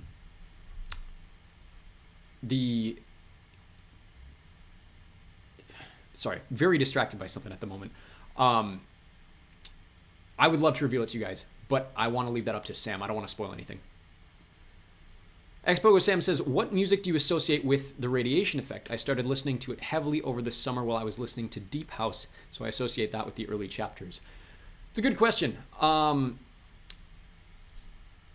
what music do I associate with it? I think it's less about what I associate for the series as a whole and more what I associate for each character. So for me personally, like, I know the types of music that the characters enjoy. It has not really been revealed in a lot of scenarios. And part of that for me is personal because of the fact that as a professional musician, I come home and I'm kind of sick of music. That sounds really bad, doesn't it? Like I love music to death. Music is my like passion project. But I also, there comes a point where in all of the things that I love, I have to step aside from it. So when I'm home, when I'm outside of work, I try not to engage with music too much because I enjoy it less at work then, if that makes any sense. Regardless of that, music for each of these characters is very different. Like, for example, Emma is more of a, I don't know if this spoils anything. Each of the characters has a very different type of music that they would enjoy. Liz, for example, is probably the most out there of all of them. Liz is very much I listen to 70s and 80s British punk, and that is what I do because it's counterculture, that sort of thing. She enjoys the 1975. She enjoys kind of the early, it takes place in the early 2010s, and so she's kind of part of that new third or fourth wave of just like British and American counterculture indie type styles, and so she enjoys that type of music. Kent has kind of fallen into that. Kent doesn't really have a genre that he's super into. He's still finding himself. He's still finding what he enjoys. As for Emma and Johnny are both like, this shouldn't surprise anybody, but they're pretty heavy into like the Christian contemporary music sort of thing. I mentioned in chapter 25 at the beginning, like Emma is using Christian music as a comfort for herself. Emma's also from Texas, so she is kind of fairly heavy into country. Jordan is probably more of a, he grew up in a, how do I say this without, I'm just going to say it. So Jordan grew up in a family who, his mom is an American of Caribbean descent, and his dad is Caribbean.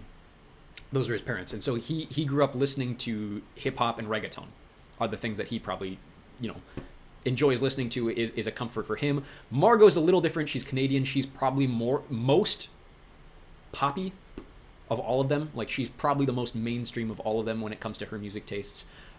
But part of that is, I like that comment. Emma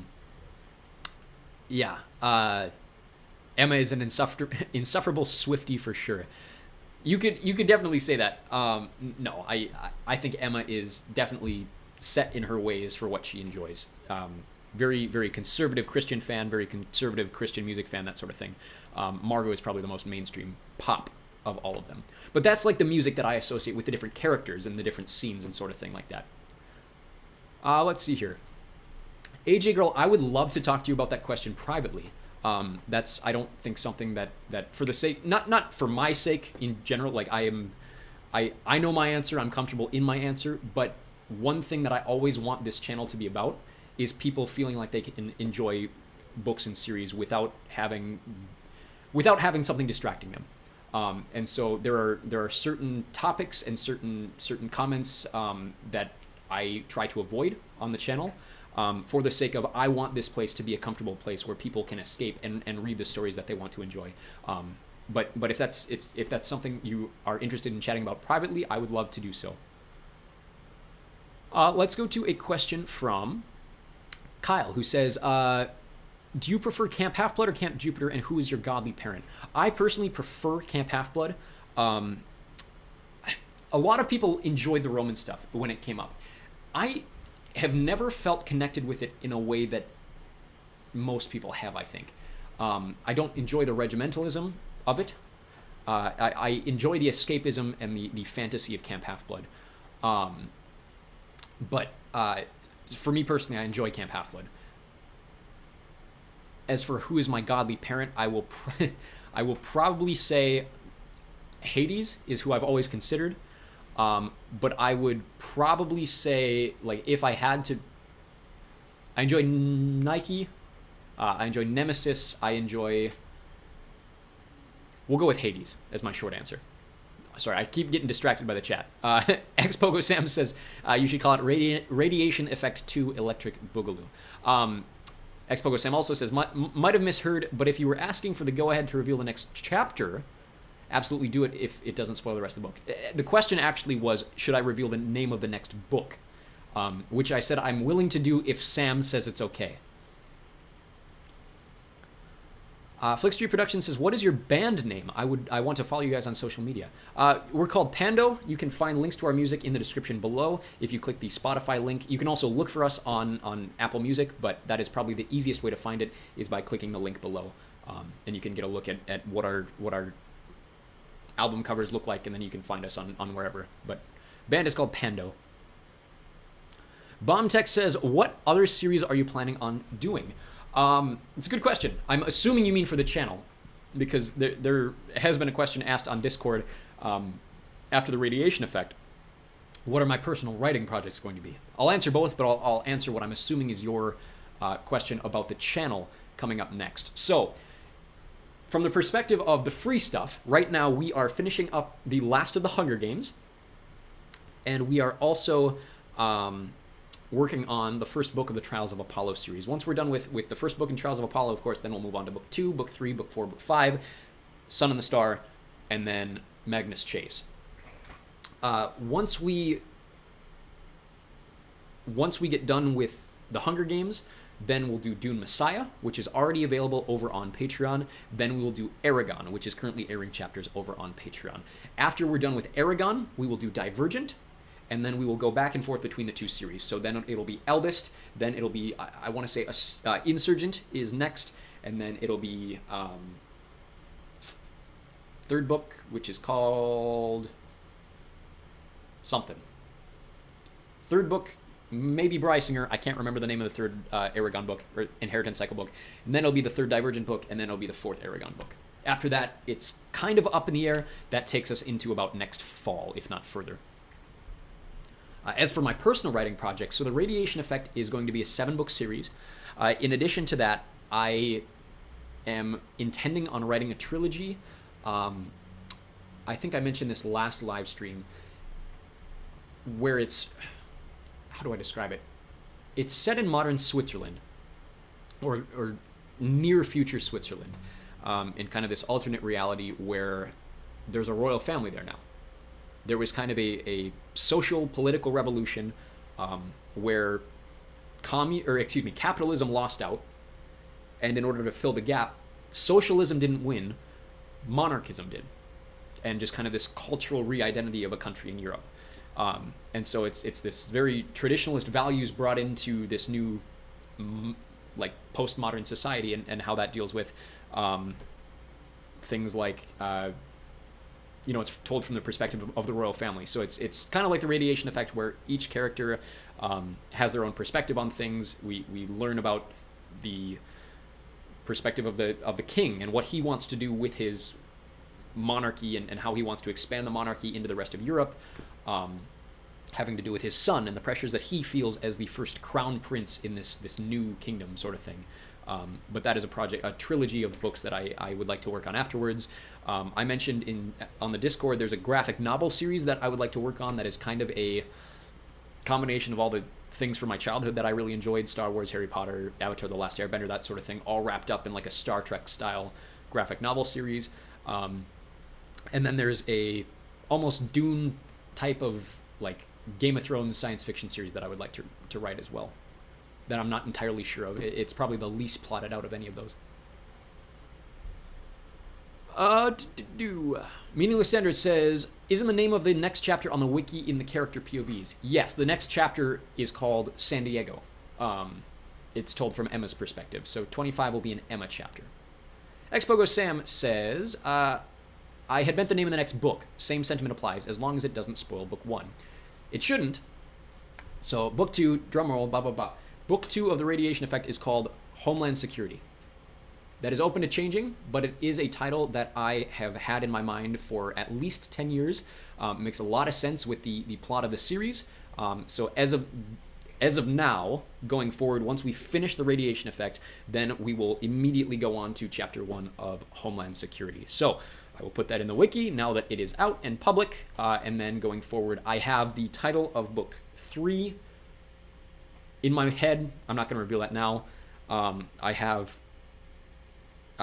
book 6 and book 7, also the titles mapped out in my head.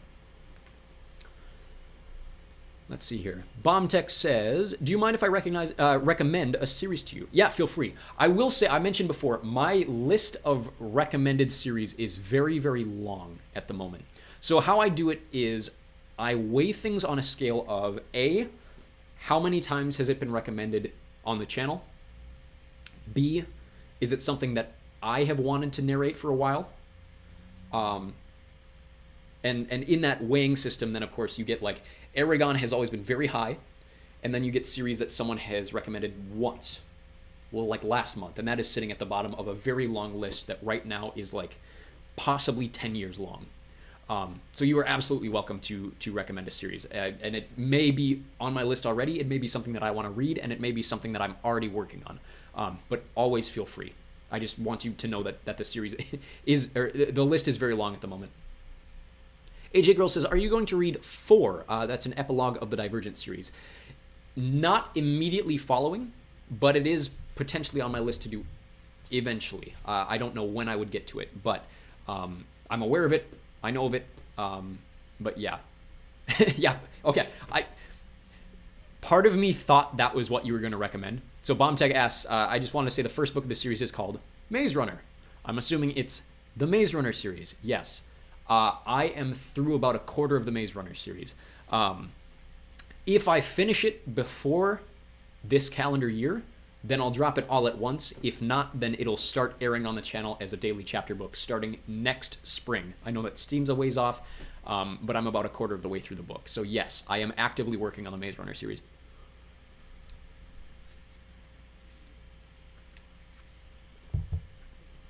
Flick Street Productions says, just wanted to say now that I'm done with the Supernaturalists. I'll be doing the Nancy Drew Files series, High Fire, and the Warp Trilogy. Owen Colfer is kind of to me what Rick Riordan is to you. Well, good. I'm very, very happy to hear that. I'm excited to see the future of your channel as well. Again, if you guys haven't checked out Flick Street Productions, go check out their channel by searching for it on YouTube or finding it in the chat below. Maria says, have you ever considered reading the Pendergast series? Yes, it is on my list. It is about halfway down, so it's getting up there. I don't own any of the books, and it's not something I've ever read before, but it is something that has been repeatedly asked for on the channel, so hopefully we'll get to it very soon.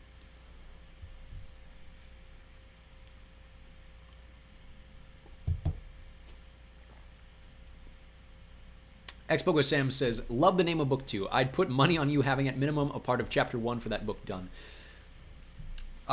Chapter 1, believe it or not, chapter 1, no. I have multiple chapters of that book done. I have the climax to the first act done. I know which characters are going to die in book 1. I know the main cast. I know who is going to be my POVs. I have everything lined up, probably better than I did book 1, because I think book 2 is going to be the book that I enjoy writing the most. It involves the characters that I enjoy the most. I won't reveal who that is, without spoiling the end of book 1, of course. And it's got an interesting enemy, first and foremost, that we may have already seen. And it has, I wouldn't say the twist in book 2 is as impactful as the one in book 1, but it definitely comes out of nowhere a lot harder than book 1 and sets up the rest of the series a lot better than the one in book 1 does. So, yeah, place your bets on what you think happens in book 2. AJ Girl says, you are my favorite narrator, and I wanted to ask if you were going to read Keeper of the Lost Cities. My friends really have suggested it to me, but I haven't found someone I like. I can add it to my list if it's not there already.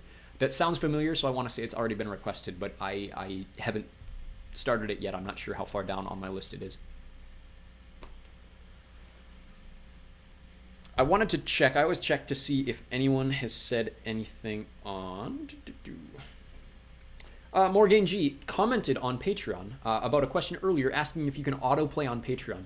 She says, I don't know if you can autoplay on the playlist, but you can easily go to the next chapter with the tags. Hope this helps. Interesting. Yeah. The question earlier was on Patreon, can you autoplay between the different chapters? I don't think so, which is why typically I, like, once we're done with a whole, like a full book, I'll put it into a full book instead of making you guys go chapter by chapter. I know some people really like going chapter by chapter, but I think it flows a lot better if you can just read all at once instead of having to click every 10 minutes or so.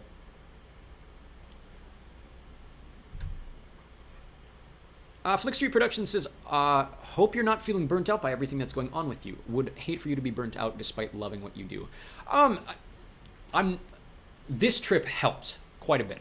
I will say. So I mentioned at the start of this live stream, and somewhere else in there too, my family and I, and the people at my workplace too, the last month has been fairly rough for a variety of reasons, a lot of which has been out of my control, out of my hands, and so getting through a fairly rough Christmas season.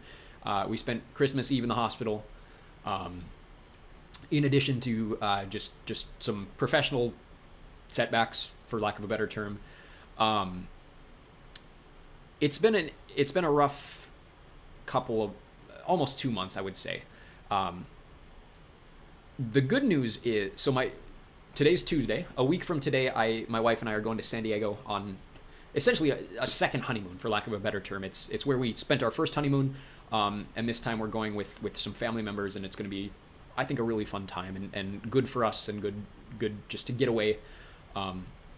In addition to that, I just asked her, I was like, hey, can I just get away from home by myself for a little bit? And so right now, obviously, you see I'm in a hotel. I'm up in Winnipeg. My favorite hockey team, the Vancouver Canucks, are playing the Jets tonight. I'm in a hotel that's literally attached to the arena. I can walk downstairs and walk across the skywalk in Winnipeg without having to go outside. And I'm going to have a really fun night. And part of being up here is I haven't had the distractions of my normal day-to-day life, and I've been able to get some stuff done for you. And so it has really, really helped me with burnout. There are times that I do feel really burnt out. There are times where my voice doesn't work the way I want it to, and then I can't record, and that's very frustrating for me. But yeah, I think just in general, this trip was necessary and very good, and I think it's going to help just with the things that were going on. So I appreciate your concern for me, and I appreciate the kind comments that you guys give me a lot. I hope you guys know that. If any of you are content creators, you know that some days you go to your comment section and it's a lot of negativity, whether or not it's directed at me or other people. Sometimes it's hard to see that on a day-to-day basis, especially when you got other stuff going on in your life. And these live streams and the things that you guys say, and especially over on Discord when you guys are, talking about something that I wrote and enjoying the things that I have either written myself or the performances that I give you, and hearing what it means to you guys impacts me in a way that I don't know that you guys realize. And I just want to thank you guys very much for that. It means a lot to me that you guys care and are concerned. So thank you very much. Maria says, I like your readings. They help me fall asleep. Thank you. Thank you for saying that. I got into audiobooks myself as a tool to help me sleep. And when I started this channel, that was one of my intentions, is to have this for other people to have that. AJ Girl says, I like how when you're thinking or doing something, you say do. Yeah, I stutter a lot on these live streams. I notice right there where I say quite a bit. And so when I lose my train of thought, it's either an or just a little noise that I do to try to waste time. I do have dead air training. If you guys know what dead air is when it comes to radio or audio, that I try not to have that, and so you just make random noises. AJ Girl says, sorry you're going through a hard time. Hope it gets better. Maria says, that's great. Hope you'll have a great time. Well, thank you very much. I don't anticipate the Canucks winning. I will say that. I'm expecting a very, very heartbreaking loss tonight, and I'm expecting to get roasted pretty hard and sworn at by the fans around me wearing the home team uniform. But that's okay. I came up here expecting that, and I'm excited to see my favorite team lose. Meaningless Standard says, your series and the many books on your channels have inspired me to write my own story. It's really pushed me to write at a better quality every day. Well, thank you very much. I genuinely mean this when I say this. That means the world to me to hear. So thank you very much. Bombtech says, how many book series have been recommended, and is there any of them that you're excited to read? The exact number, I'm not entirely sure, but I did say earlier in the stream that if I were to read every book on my list, chapter by chapter, every day, 2 chapters a day, the way that I'm doing it with all of the other series right now, we would probably be out into 2037, which is 12 years from now. I'm not going to do that. I'm going to try to cheat ahead and do what I usually do, where I fit random books in when I can. But it's about a 12-year list at the moment. So, Samanur says, hey, Echo, it's been a minute. How have you been? For the most part, very good. I just went on a rant about how the last couple months have not been great for me personally. But in general, like, the channel is doing very well. Things are looking up, and this new year is going to be a really good one. So good, nice to see you in the chat. Bombtech says, have a good time. I hope everything gets better. Thank you very much. I can probably stay for another 15 minutes if you guys have more questions or things that you want to chat about in the chat. I'm always open to pretty much talk about whatever. So, Xpogo Sam says, I've had a Patreon autoplay in the past. It's kind of inconsistent, though. It has to be started in the collection tab, and it needs to be in the correct order, so it's not super convenient. As of yesterday, I want to say all of my collections have things in the correct order. But I don't know if there's an autoplay tab on any of them.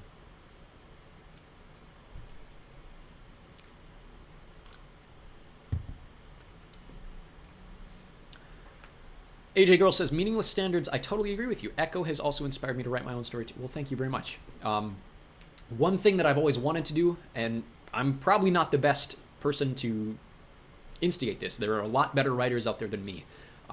There are some channels I could recommend for you guys to listen to on writing tips. Hello Future Me is a fantastic channel about writing. Just an Observation is another one. The Closer Look. I'm trying to think of other channels that I listen to on a regular basis to help me with my own writing. But one thing I've always wanted to do is do one of these live streams where it's basically a writing seminar, or where you guys can ask questions about writing or tips about writing and that sort of thing. But if you guys do have questions about writing that you want to ask now, I'm more than happy to answer in the chat. I can stay maybe a little longer than I was expecting. I don't really have anywhere to be. I was just hoping to get a nice little meal before the game, but I can always eat at the game too. So, Flickstreet Productions says, I think I'll head out. Take care, man. See you next live stream. Can't wait for the future Radiation Effect chapters. Well, thank you very much. I'm going to plug it one more time. If you're not already in the Discord, please join the Discord and join the Radiation Effect chat. We have some good conversations there and a lot of bad ones. Xpogo Sam can attest to. We have some really, really rough conversations about the series, but we always have fun with it. So thank you for joining. I appreciate it. For those of you that haven't checked out the check out Flickstreet Productions channel if you haven't already. Bombtech says, which one do you like better? Percy Jackson with the only narrator of the story, or do you like Heroes of Olympus where it's multiple narrators? Me, personally, I prefer multiple narrators. My favorite book of all time is, I should say at the moment, but it's been consistently this for a while, is A Storm of Swords, which is the 3rd book in the Game of Thrones, A Song of Ice and Fire series. I prefer having multiple viewpoints for the sake of sometimes you get narrators who have certain perspectives on things, or you get inconsistent narrators where, for example, George R.R. Martin in Game of Thrones writes things about certain characters who themselves never get POVs. Like, you never understand their perspective on things. What you know about them is formed around the opinions that other people have of them, or certain scenarios where people have different understandings of them. And so for my own writing, what I try to do with the characters that I have as my POV characters is I try to do the same thing, where I have somewhat, I should say, somewhat inconsistent motivations from character to character, and which characters are reliable narrators and which characters are inconsistent narrators. So I prefer that personally. I do like the ease at which it's a lot easier for someone, when I started reading the series, I was a 10-year-old. And so it's a lot easier for a 10-year-old to get into the series with a single narrator because they can relate to that character maybe a little more, or understand the story more from the single character perspective. But as I grow older, as I get more mature, I definitely prefer having the multiple characters, and kind of the wider scope of things. AJ Girl says, is your Discord pretty good, meaning clean-wise? I don't mean that in a wrong way. I just like to make sure before I join one, I don't want to get into drama. I don't know that there's any drama on the Discord. I will say, if you're asking for clean in terms of like language, would probably be the one thing, but yeah, you're more than welcome to join if that's something you're into, and if you get uncomfortable with something for whatever reason. I don't see that being the case, but if you ever do, you're more than welcome to just drop out of it. Let's see here. Summoner says, that's good to hear. I hope things look up for you. I've actually been holding out a book recommendation, narrated or not, is Theotan and the Fox Spirit. From what you've read, I think you'd enjoy it. I'll add it to my list. Thank you very much for asking. Let's see here. Maria says, you should never put yourself down. You're great and should be proud of yourself no matter where you are on your journey. It's fun to write multiple POV. Well, yes, I'm very proud of the book that I have so far. It'll need a couple rewrites in order to be just kind of the best it can be, I think. But I'm very, very satisfied with where the radiation effect is. If you guys haven't checked it out, it's available in the description. We have about 24 chapters done with about 12 more on the way to finish the book. Salmanur says, I totally agree. Plus, multiple POVs used correctly in fights can make it really interesting. Yeah, I completely agree. It also, I mentioned the thing about expanding the world. It also allows you to have multiple things going on at once that can connect or cannot connect, and it makes the world seem that much bigger, or thematically you can tie it in very cool ways. One of the best examples of that is, what's a good example? I would say, well, Game of Thrones, I mean the TV show. Certain episodes see characters doing very different things, but sometimes they all have an underlying current of grasping for power, or, you know, for example, there's an episode called The Second Sons, where it basically has to do with all of these Second Son characters and their motivations and how they deal with the fact that they're not in a position of power, that sort of thing. TV shows are very good at it. Books sometimes do. It's a little different with the pacing, but that's something I really enjoy in having multiple POVs. Psyche says, oh, hey, I never knew you live streamed. I've casually listened to some of your PJO narrations. You write too. Yes, I have. I mentioned we've been talking about my book that I've been writing. What I do is I'm basically writing a first draft for this novel. We are through 24 chapters. Every time I finish a chapter, I record it as an audiobook and upload it to the channel. The first 24 chapters are available in the playlist called The Radiation Effect. You can find it down in the playlists on the channel if you are interested in checking that out. And then if you want to join us on Discord to chat about it, or if you want to check out the wiki that we have for the book, both links are available in the description below if that's something you want to check out. Bontech says, I agree with that viewpoint. What I liked is the Kane Chronicles narration, 2 characters narrating too much characters, but it was... Sorry, let me read that one more time. Is the Kane Chronicles narration, 2 characters narrating... I may be misunderstanding what you're trying to say there, but I think I agree with you. I enjoyed the 2 different POVs of the Kane Chronicles. It wasn't too much for me, if that makes any sense. AJ Girl says, it's a very short story, but I would love it if you could put the Bout, the Mole, the Fox, and the Horse. I feel like I'm familiar with that story, or have read it before. I'll also, The Boy. The Boy, the Mole, the Fox, and the Horse. Was that made into a short film recently? Did that win an Oscar? Something very similar to that title won an Oscar recently, and I almost wonder if they're not related.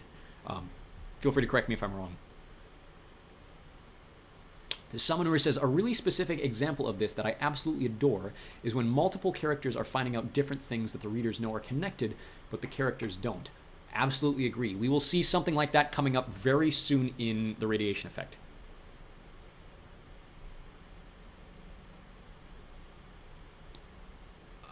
Good question.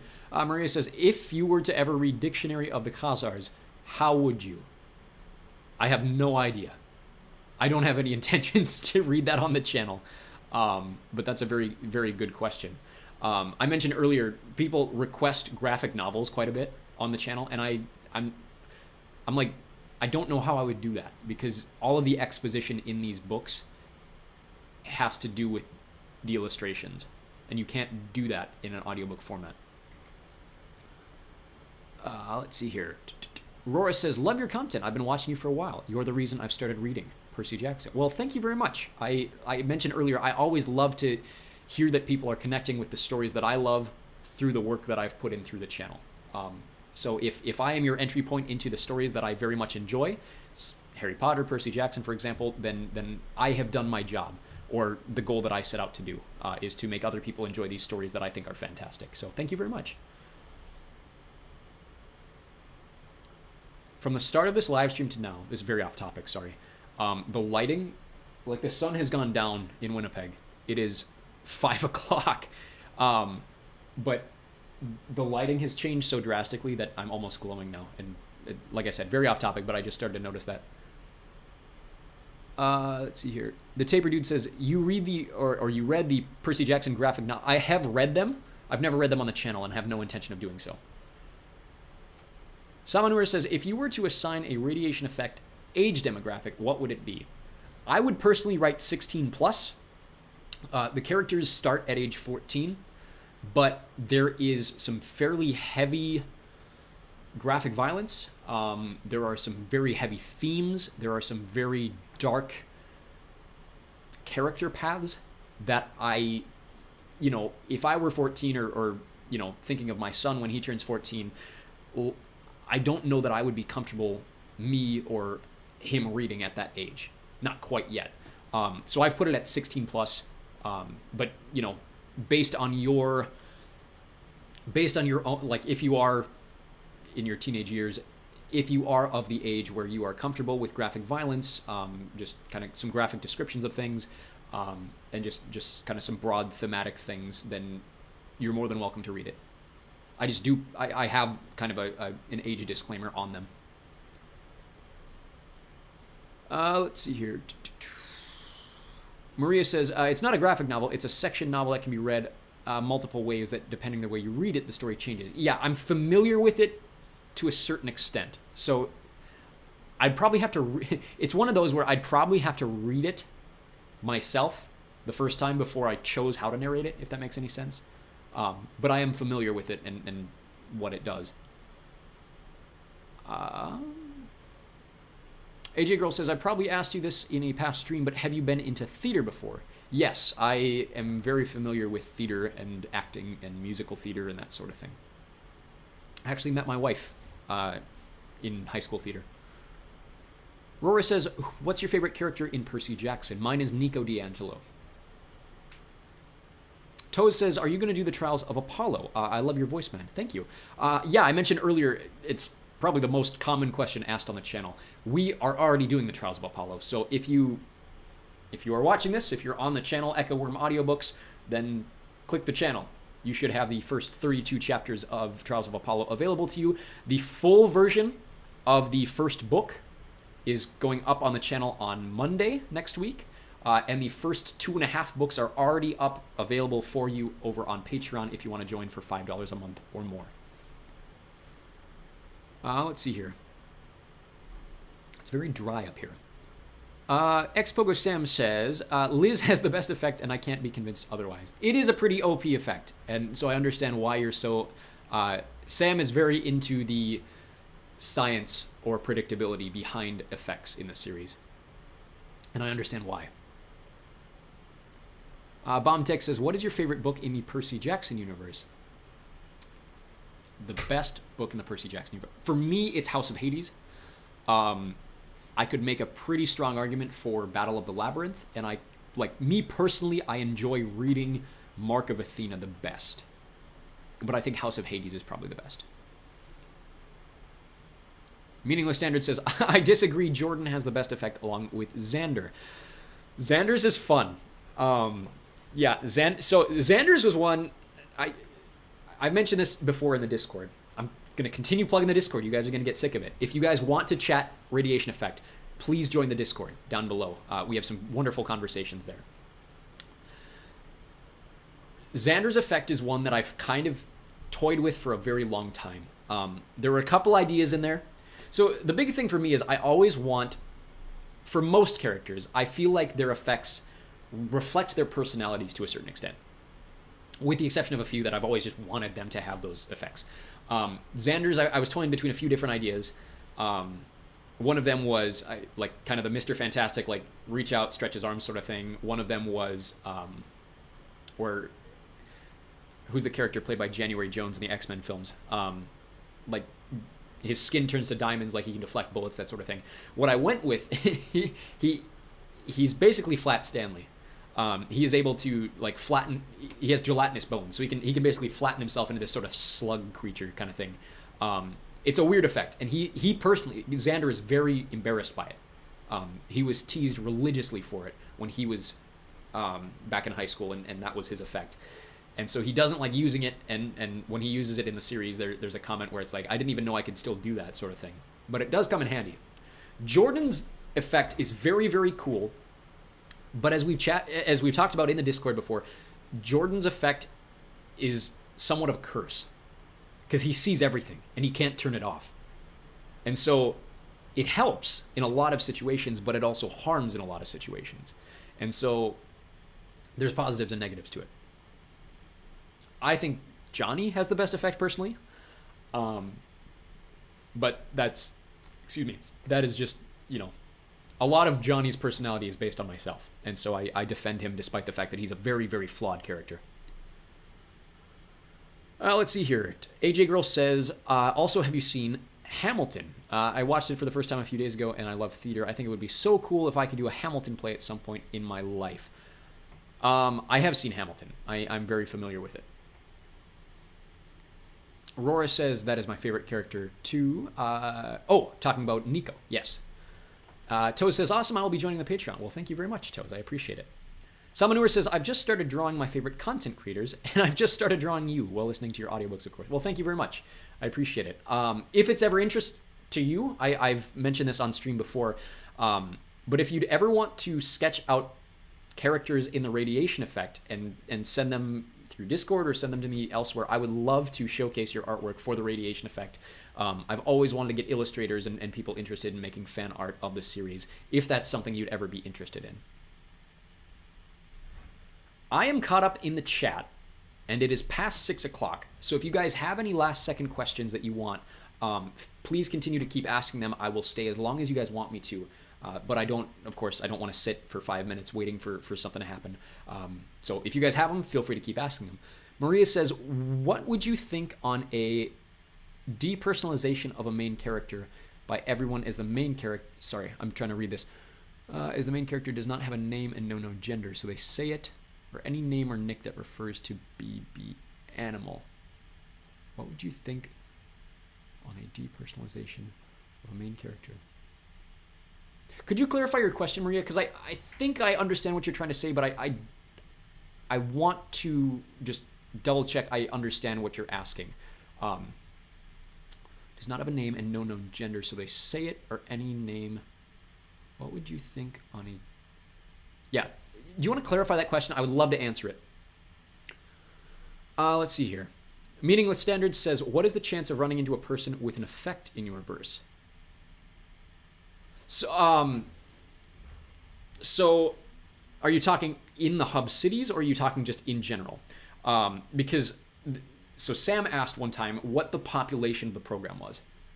And I think both ways you look at it is the same answer. So, for example, how many people in the world have effects or have had effects in the past and are members of the program, and what is the population of the hub cities? Because the hub cities, like I've mentioned before, like there are spouses of people that aren't members of the program. There are people that come to work for a higher wage at the program because they have more money to give to service workers, that sort of thing.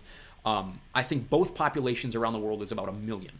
So the largest hub city for the program is Juliang, which has about 200,000 people. And then the smallest is the one, it's called Central Island. It's the one that represents like New Zealand and the Oceanic Islands, that has about 5,000. So in combining all of those like 35, 36 cities, there's probably about 1 million people in population.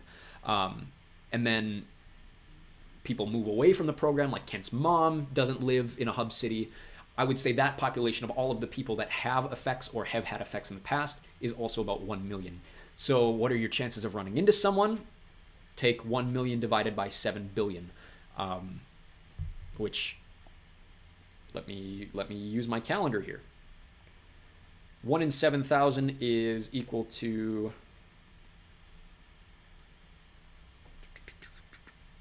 not very high. 1 million is still a lot of people, granted, but it's not, like, the chances would be pretty slim, especially with most of them living in the hub cities.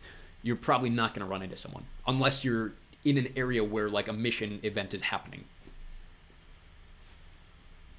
Someone who says, definitely, I'm running to the Discord immediately. Well, thank you very much. I appreciate it. AJ Girl asks, what time is the game at? The game I'm going to tonight, the Canucks playing the Jets. I believe puck drop is like 7:10 Central. I'm in Central Time here in Winnipeg, and so whatever that is for you, Eastern Time would be like 8:10. Bombtech says, what is your favorite effect in your book? Oh, that's a good question. My favorite effect that I've written in the book. So there's a character. I won't reveal who it is. It's not something that is like known to most people, but it has been hinted at very heavily.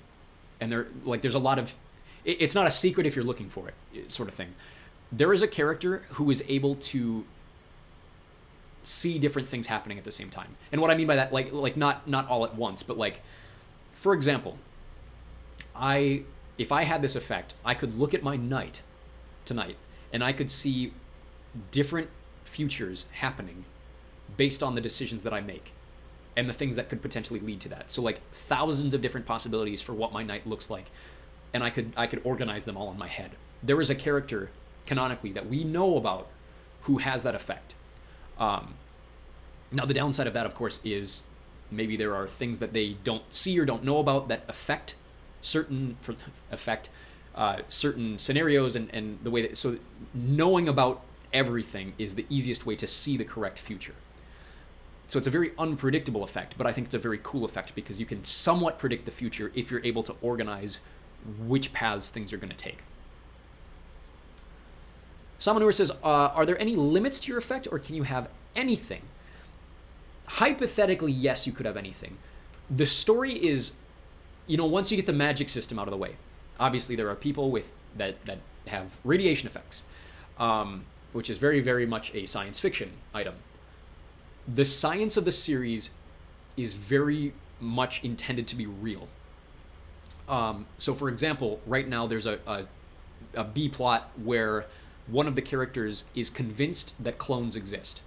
And in this universe, as in ours, like the idea of human cloning is still seen as something that may be possible, but is A, super immoral, B, it doesn't exist yet.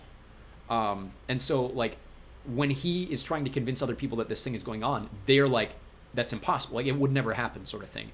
And so when it comes to effects, yes, hypothetically anything is possible, but it's not quite as X-Men as maybe you'd think it is. And people don't always treat effects like they're a good thing. It's very much this is a blessing in certain situations, but a lot of the times it's a curse. And the fact that my offspring for my entire like perpetuity will now have this effect and this curse on them. Let's see here. Psyche says, I'm so intrigued and confused. I keep hearing effect this, effect that. I'll surely be checking out the chapters. Well, thank you very much. I'm very excited for you to join. And like I said, if you ever want to, join the Discord to chat about it, and feel free to check out the wiki if you have any questions or want some further information, maybe some spoilers on some other things. Let's see here. AJ Girl says, I've not been able to listen to the radiation effect yet. Can you give a definition of it real quick for me? I'll probably listen to it soon.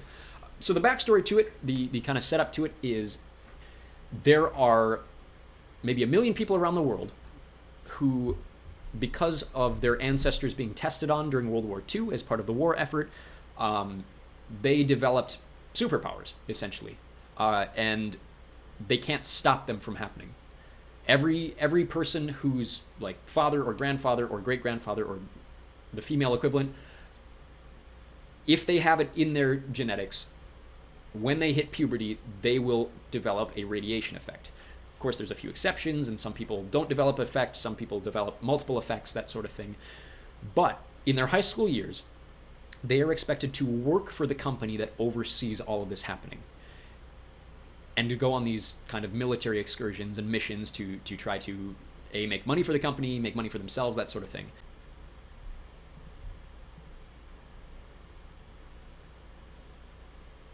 Looks like I lost you guys for a sec. Are you still there?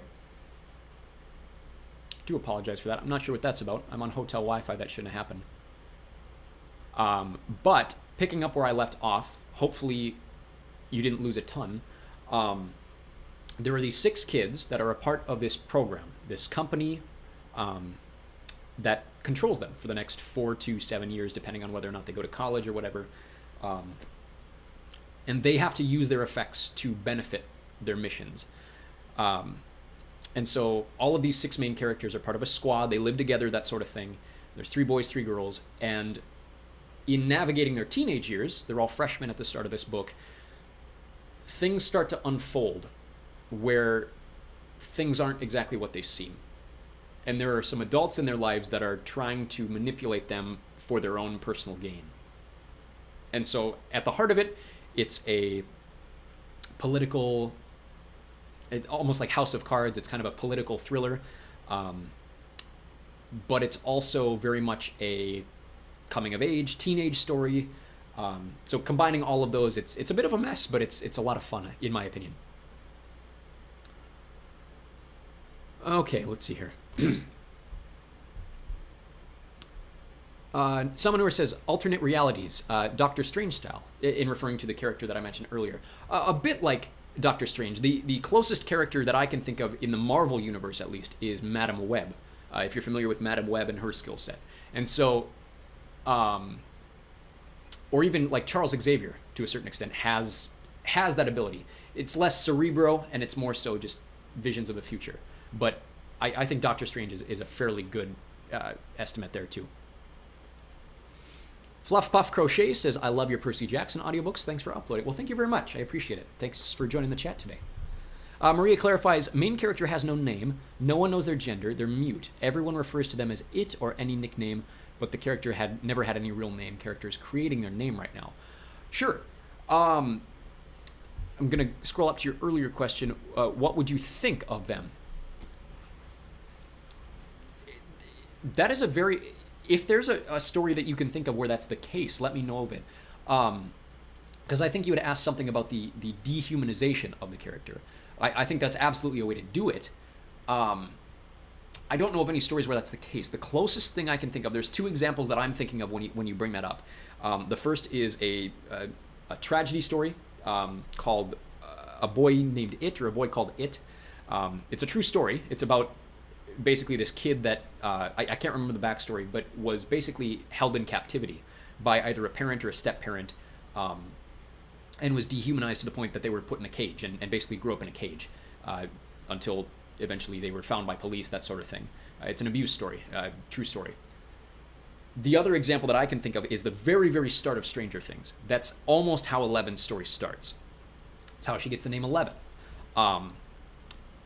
My biggest, if I were writing that character, I'm not entirely sure what you're asking of my opinions on this. If I were writing that character, the biggest thing that I would want to do for that character is have them claim their identity through whatever experiences they have. So, for example, in Stranger Things, Eleven very much embraces the name Eleven because that's the name given to her, and she tries to reclaim that in any way she's able to.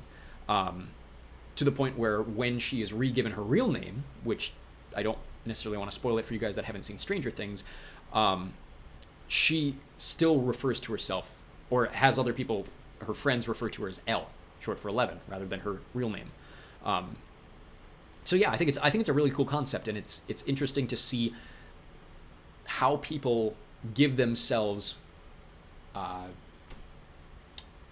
people humanize themselves, how people value themselves, how people value the different characteristics of themselves, if that makes any sense. AJ Girl says, I'm going to go now. Hope you had a great rest of your day and a good time at the game. Well, thank you very much. I appreciate it. Thank you for joining the chat. Hopefully we see you over on Discord. Meredith says, thank you for the PJO and Heroes of Olympus videos. Thank you very much, Meredith. I appreciate it. Bombtech says, can another character have another character's effect, or is it one per person? Well, it's one per person, but effects do repeat themselves. So, for example, the most common category of effects have to do with, they categorize them, and the most common category are elementalists. And so these are the people you think of like Avatar: The Last Airbender. They're people that can they can bend air, they can bend water, they can bend fire, they can bend earth. These effects have been repeated multiple times by multiple people.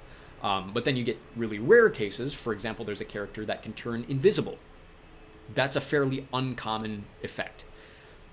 I haven't really thought about whether or not there is an effect that has only happened once.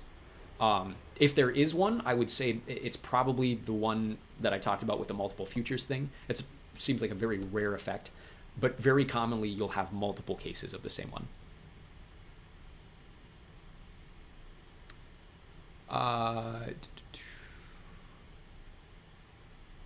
Let's see here.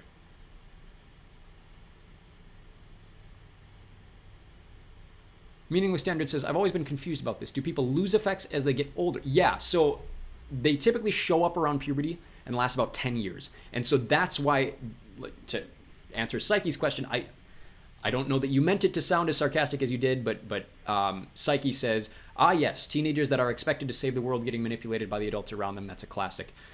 I hope that's not an insult, but the thing that separates this book from other books is the reason that they have to be teenagers is because the effects are only typically active for the 10 years starting at puberty.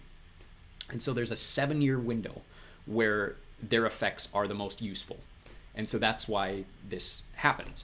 And so, yes, it is teenagers expected to save the world getting manipulated by the adults around them, but they're not really expected to save the world. It's more so we're going to use what you have because if you don't, it's going to go to waste. Make us money is essentially what's going on here. So very much Ender's Game to a certain extent, but yeah. Would love to have you read it, Psyche, so that you understand kind of the more nuances about it. But yes, I understand that it's a fairly common trope. Bombtech says, I was only asking because I was thinking about twins either having the same ability or opposite abilities, like one can slow down time and one can speed it up or something like that. It's a very interesting, we have one of our channels over on Discord people have like speculations about theories or people come up with theories that they throw in the chat. And oftentimes they are linked to characters that are in the series already or have yet to show up in the series. But that's a very interesting one. Twins is not something that we have seen. There are twin characters several times, but we don't have knowledge of their effects. As far as we know, that is not the case.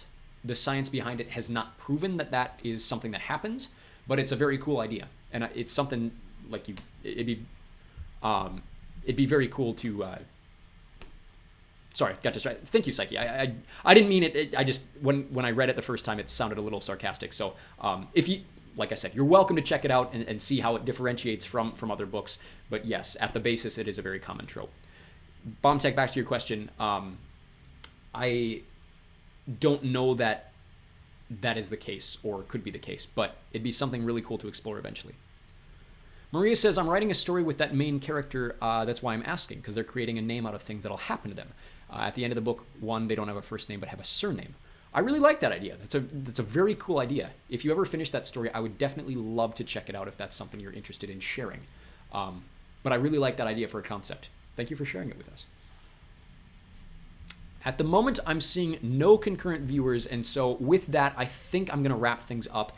If you guys have any other questions or things that you want to say, don't drop them in the live chat, drop them down in the comments section below. We can continue these conversations over on Discord. If you click the Discord link in the description below, you guys can join us over there. There is a section, if I go to the Discord, and let me see it here. If I click on the Discord, join the invite, and then I go to where it says server access. It's in kind of the information section. If I click server access, you can click on any of the emojis there, and you guys can join the different, Harry Potter chat. You can join the Narnia chat. You can join the Radiation Effect, that sort of thing, and we can continue these conversations over there. I would love to have you guys over there. If you guys want to join me on Patreon, you're more than welcome to do so. It's $5 a month or more. Skip ahead of the channel by about 2 months. Thank you guys very much for joining. I really appreciate everything that you guys do for me personally. I have a blast doing these live streams. I'll see you guys in about 16 days. 2 Thursdays from this, we'll be back on January 30th to do another live stream. Keep asking those questions, keep listening, and we will